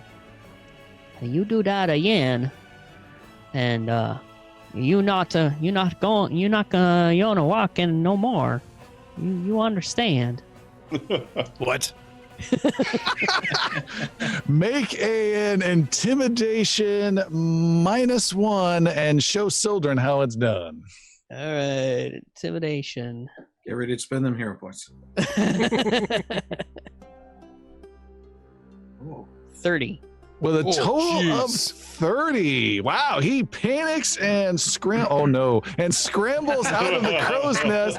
Let's make an acrobatics roll. Natural 20, and the man leaps out with such fear and jumps down a sail, slides down and hits the ground and looks back up at you and glares. Hey, And that's your job. Yeah, your job. That's how you do it. Yeah. And Sildren's right there beside him where he lands, and he sort of kind of gives him like a menacing look. Yeah. And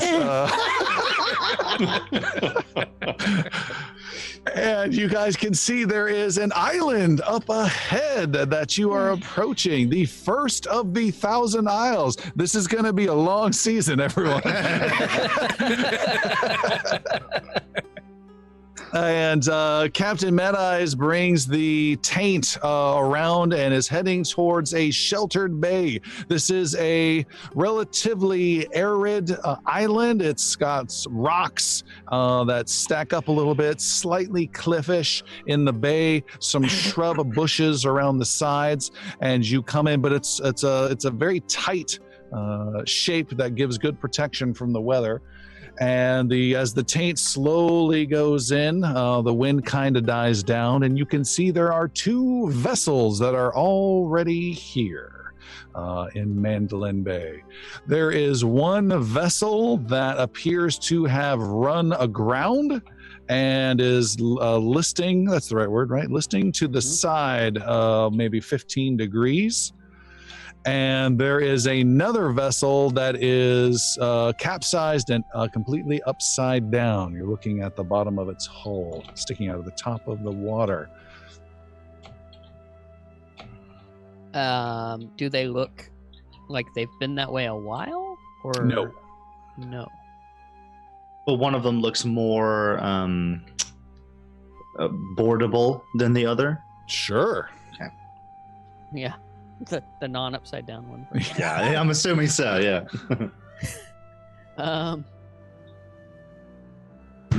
Captain Mad Eye, Aye. One Eye. Hey, so you recognize these chips here? Aye, they be ships. But you know them. Well, I Captain know. Mad Eye, go ahead and make a perception roll and add plus 15 to a d20. All right. You know their names. I'll be a 33. Ooh, you recognize the first one that has been run aground. That is the Sleek Star. You can tell some of the markings and the flag that's hanging off. You recognize the Sleek Star. This is a fast blockade running ship that tends to push things for extra speed when speed is of the essence. It's a big charter, a small, sleek charter ship, if you will. And then go ahead and make another roll, Captain Mad Eye. Aye. That'd be a 33. 5. Same exact roll again.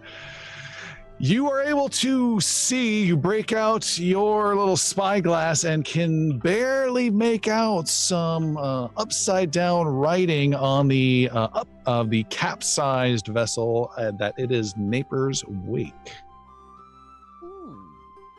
These 2 vessels be the Silver Star and the Naper's Wake. As you can see clearly by the very distinctive bow, there's a shaping there that everyone knows be that particular style for the ships. And there's a sign too that's kind of upside down. That says Right, there be if you can read other than things, if you look over it says the name boards on it. Oh, that's a good news, yeah? Maybe. guys. Maybe. Except it's upside down. I don't know. We found the Napersvik. There only be two things that can do such damage to a ship. One be the tossing torrents of the chariots of mermaids. Yeah, the sea ponies, yeah. Aye, the sea ponies. Very dangerous. Up and along the sides with the giant waves. When they come up and over. And the other thing is, Oh, and that would the only thing that could possibly do something to a ship like this. That would be the Night Skull.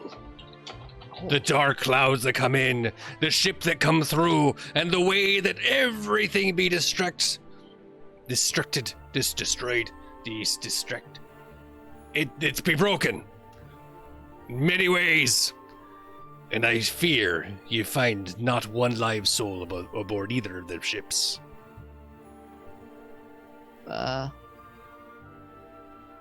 well, maybe we should go see, yeah? These are run aground. These vessels. The run aground? Sleek Star has been run aground. The Naper's Aye. Wake is capsized.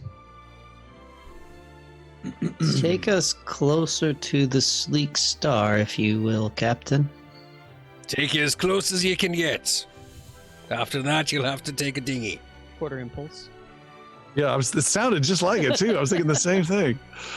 All right, the taint closes in on the shallows of the bay, and you hear Grimlet say, that's just far as we can go. We're getting close, Captain. Close to the bottom. What's a dinghy? It's a little boat. Well, why not just call it a little boat? I did. It says dinghy on the side. You got to read the sign. There's a dinghy hanging above. It's the captain's little dinghy. It's not that I don't little. understand that. It's a perfectly average dinghy. You know, that's Just said it was little. Really how you row it anyways. it's not the size of the dinghy; it's how you row it. So we get on this little boat, Can not using the bigger boat, but the little boat to get to the other ship. Correct. The little boat can go places the big boat can't. Cannot, yo. But the dinghies are usually hanging off the back of the taint, you know. No, they're usually above the taint. No, I don't know. I feel you're getting your way around the ship very well. Well done. I don't know the cat's anatomy, but Poop is- deck. Sildren's looking out at the now that we're closer, what does Sildren see about the Sleek Star? The Sleek Star has. You can see there's no one aboard. You don't see any physical damage of any kind. And we're in a bay. You are in a bay. So there's ground. So there's the island nearby. Start looking at the island. Is there any survivors on the island? Anything like that, perhaps? Sure, make a perception roll. You're great with perception. Why did you have to say that, Tom? Here it comes. 23. You spend quite a bit of time, children, looking all around, but cannot see anything on the island. But there's only some big bushes. There aren't a lot of trees, so they would have to be actively hiding low. Okay. You could save a lot of face, Sildren, by just making up stuff that you see. I have perfect perception. There's a dragon over there. Yeah. Mechanical dragon is headed this way. Well, we can let's get in the little boat and take a closer look. Let's see what we can find out. All right, you guys lower yourselves in a dinghy, and who rows? We need a dedicated rower. I don't Sir know. Brenros, this is called an oar. You should get familiar. Your mother's an oar. Oh, sorry. Renros, That's true. How'd you know that? Renros, not too keen on having to be in a boat, let alone pilot it, but he will do his best with the oarsmanship. So yeah, he'll Man the horse. All right, Brenrose carefully goes down the little rope ladder, and you get in. The boat is just rocking uncomfortably because you're in this heavy metal armor, and then everyone else gets in carefully, except the last person. Piercy just jumps in, drops in from the top, and it's just like wiggling around and making the whole thing just rock back and forth. And you start rowing towards the sleek star. Is that correct? Yeah. The sleek star, yes. All right. Someone else is guiding me. I'm just rowing where they say to go. Stroke! Stroke! Stroke! Stroke! Oh, me. Not yet. Not that old. And Wait, is it this way? No, I don't remember. I find a direction. You're trying to do the actual pantomime on the Zoom chat. I love that. That's dedication, my friend. Also, the only exercise I get. yeah, and Christopher's exhausted. Fun for Christopher. Failed fortitude. The boat slowly approaches and knocks up against the sleek star that's got that list, and you guys pull yourselves up, and it's got that hard angle, but you're able to grab onto masts or rigging or railing, and the boat feels stuck good in the sand beneath. It's wedged in tight. Sildren's up and over the rails and on the ship. Yeah, Yarl will Right. hop up and tie the dinghy to the ship. Done. You see that is a small ship, smaller than the Taint, and it has some sails that look to have been slashed up by multiple sword strikes. That's the only physical damage you can see. There are some doorways you can head down in that I'm assuming you're heading towards. Yep. Paleek will Sildren has jump onto the ship as well. Shall we sword and split shield up out. to our best ability? Take different parts of the ship, multiple doorways. You said. Because splitting the party is a good idea. I mean, it's a one ship. I mean, And it's What- small. what Let's could go stay wrong? together. okay, fine, fair enough. We'll all cram through a hallway. There you Okay. go. Worked out really well with the Nihilith. Always with the with the friggin' Nihilith. Drake. All right, you guys all cram into a little doorway and make your way through the ship. You immediately come across several bodies, some one human, 2 elves, and a halfling that look like they have been. One looks, it's interesting. Sildren, you see, Sildren and Yaru, you guys can make medicine rolls. Total of 30 for Sildren. 32 for Yaru. All right. Sildren, you identify several of the bodies that look like they have been partially eaten around their shoulders or their faces, and it tends to be one vicious bite, almost like you're looking at like a great white victim type of a thing. You can see the bite marks and everything, but this is not a shark. You don't know what it is, but it was a giant sharp mouth. Yaru, you recognize one person who is untouched that you believe with a 32 died of fright. Oh wow. Piercy, you and Zanner and Paleek may make perception rolls. Brenros, are you staying on the dinghy or coming with them? Oh, I'm coming with him. Okay. Perception. Total of Nice. 30. Oh, so good roll. 19 25. for Zanner. He's a little distracted by the scared guy. You guys scour the ship. You see a few baubles worth some coins, you believe. And who was that? That was the second best person. I just had it up. Piercy. Piercy, thank you. Piercy, you find some valuables.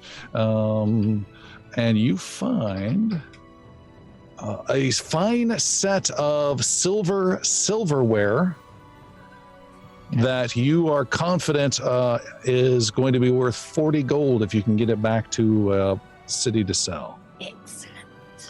You also find a portrait in an ornate carved frame where the frame looks like little waves, and it's a portrait of a nude woman riding a turtle in the sea that you think would fetch a price of 10 gold if sold to a prospective buyer. Beware the sea turtle lighters. Puts that one in his mouth pouch. That won't fit. Paleek, disappointed that you did not see the shiny valuables. You do, however, are able to recover a log book that is partially damaged, and it is the captain's log. And you can see in there is the last entry is of note, and it reads as follows. Taking these explorers to an island. They say if my crew gets them to an old temple, they will give us 10% of the treasure they find there. And there is a picture in the logbook of a crescent-shaped island with 3 trees surrounding some sort of crude structure drawn on it.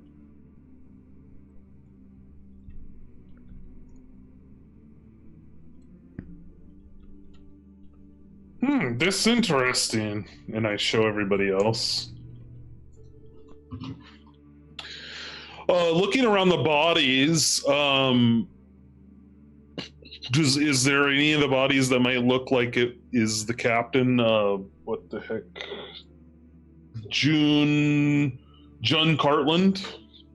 I mean, That would be does the it- neighbor's wake. Oh, fuck yeah. Never mind. Shit, I forgot what boat we were on. And then all of you feel the boat that you're on, the Sleek Star, move. Move how? It moves to the right and to the left. Is this normal? Doesn't feel normal. Sildren Are we is going grounded? to go above deck. Are we in the and see sand? what's going on? Why is this moving? Sildren, you go up on deck and you can see a bright purplish, almost pinkish tentacle disappear down in the water from off the deck. Hey guys, we're in trouble again. What'd you find? It's not another clock, is it? No, just a giant tentacle attacking the ship. What? Yep. Should we get off? Yep. Really a bad day to be at sea. We're gonna get off this ship to get onto the little ship? Nope. That's a bad idea too. Sildren, you see two tentacles wrap around your dinghy and tear it in twain, and wood splinters go flying everywhere. Okay, I'm glad I wasn't in that. Well, I can get back to the ship. I'll be fine. I don't know about Sildren, you guys. you are attacked by a tentacle with a big, sharp, bony point at the end. You are attacked twice. It comes flashing out of the water straight at you with a 38 to hit Critical hit. and a 27 to hit. Hit. All right. Oh my gosh! The first hit is 27 points. This is the regular hit, is 27 points of damage. The critical hit is 50 points of damage, piercing. And then as that hits, there's this gush of water that goes through a ventral tube inside this tentacle, or this ventral tube that sucks in the water and goes through this tentacle and pipes the seawater into the wound, into your body. You need to make a reflex save of 30 or higher. Or Good God! 34. Woo! And you suffer no ill effects whatsoever from that. The tentacle withdraws. You see the shape of like a octopus, but different. A big, strong beak. It's got 5 or 6 different eyes, and it almost rises with ease above the water, as though it were weightless above the water. But you are guaranteed that that tentacle had weight behind it. And we will stop there for tonight. Thank you, everybody, for tuning in. This is great. On the high seas with the Inglorious Bards, and we will see you next time.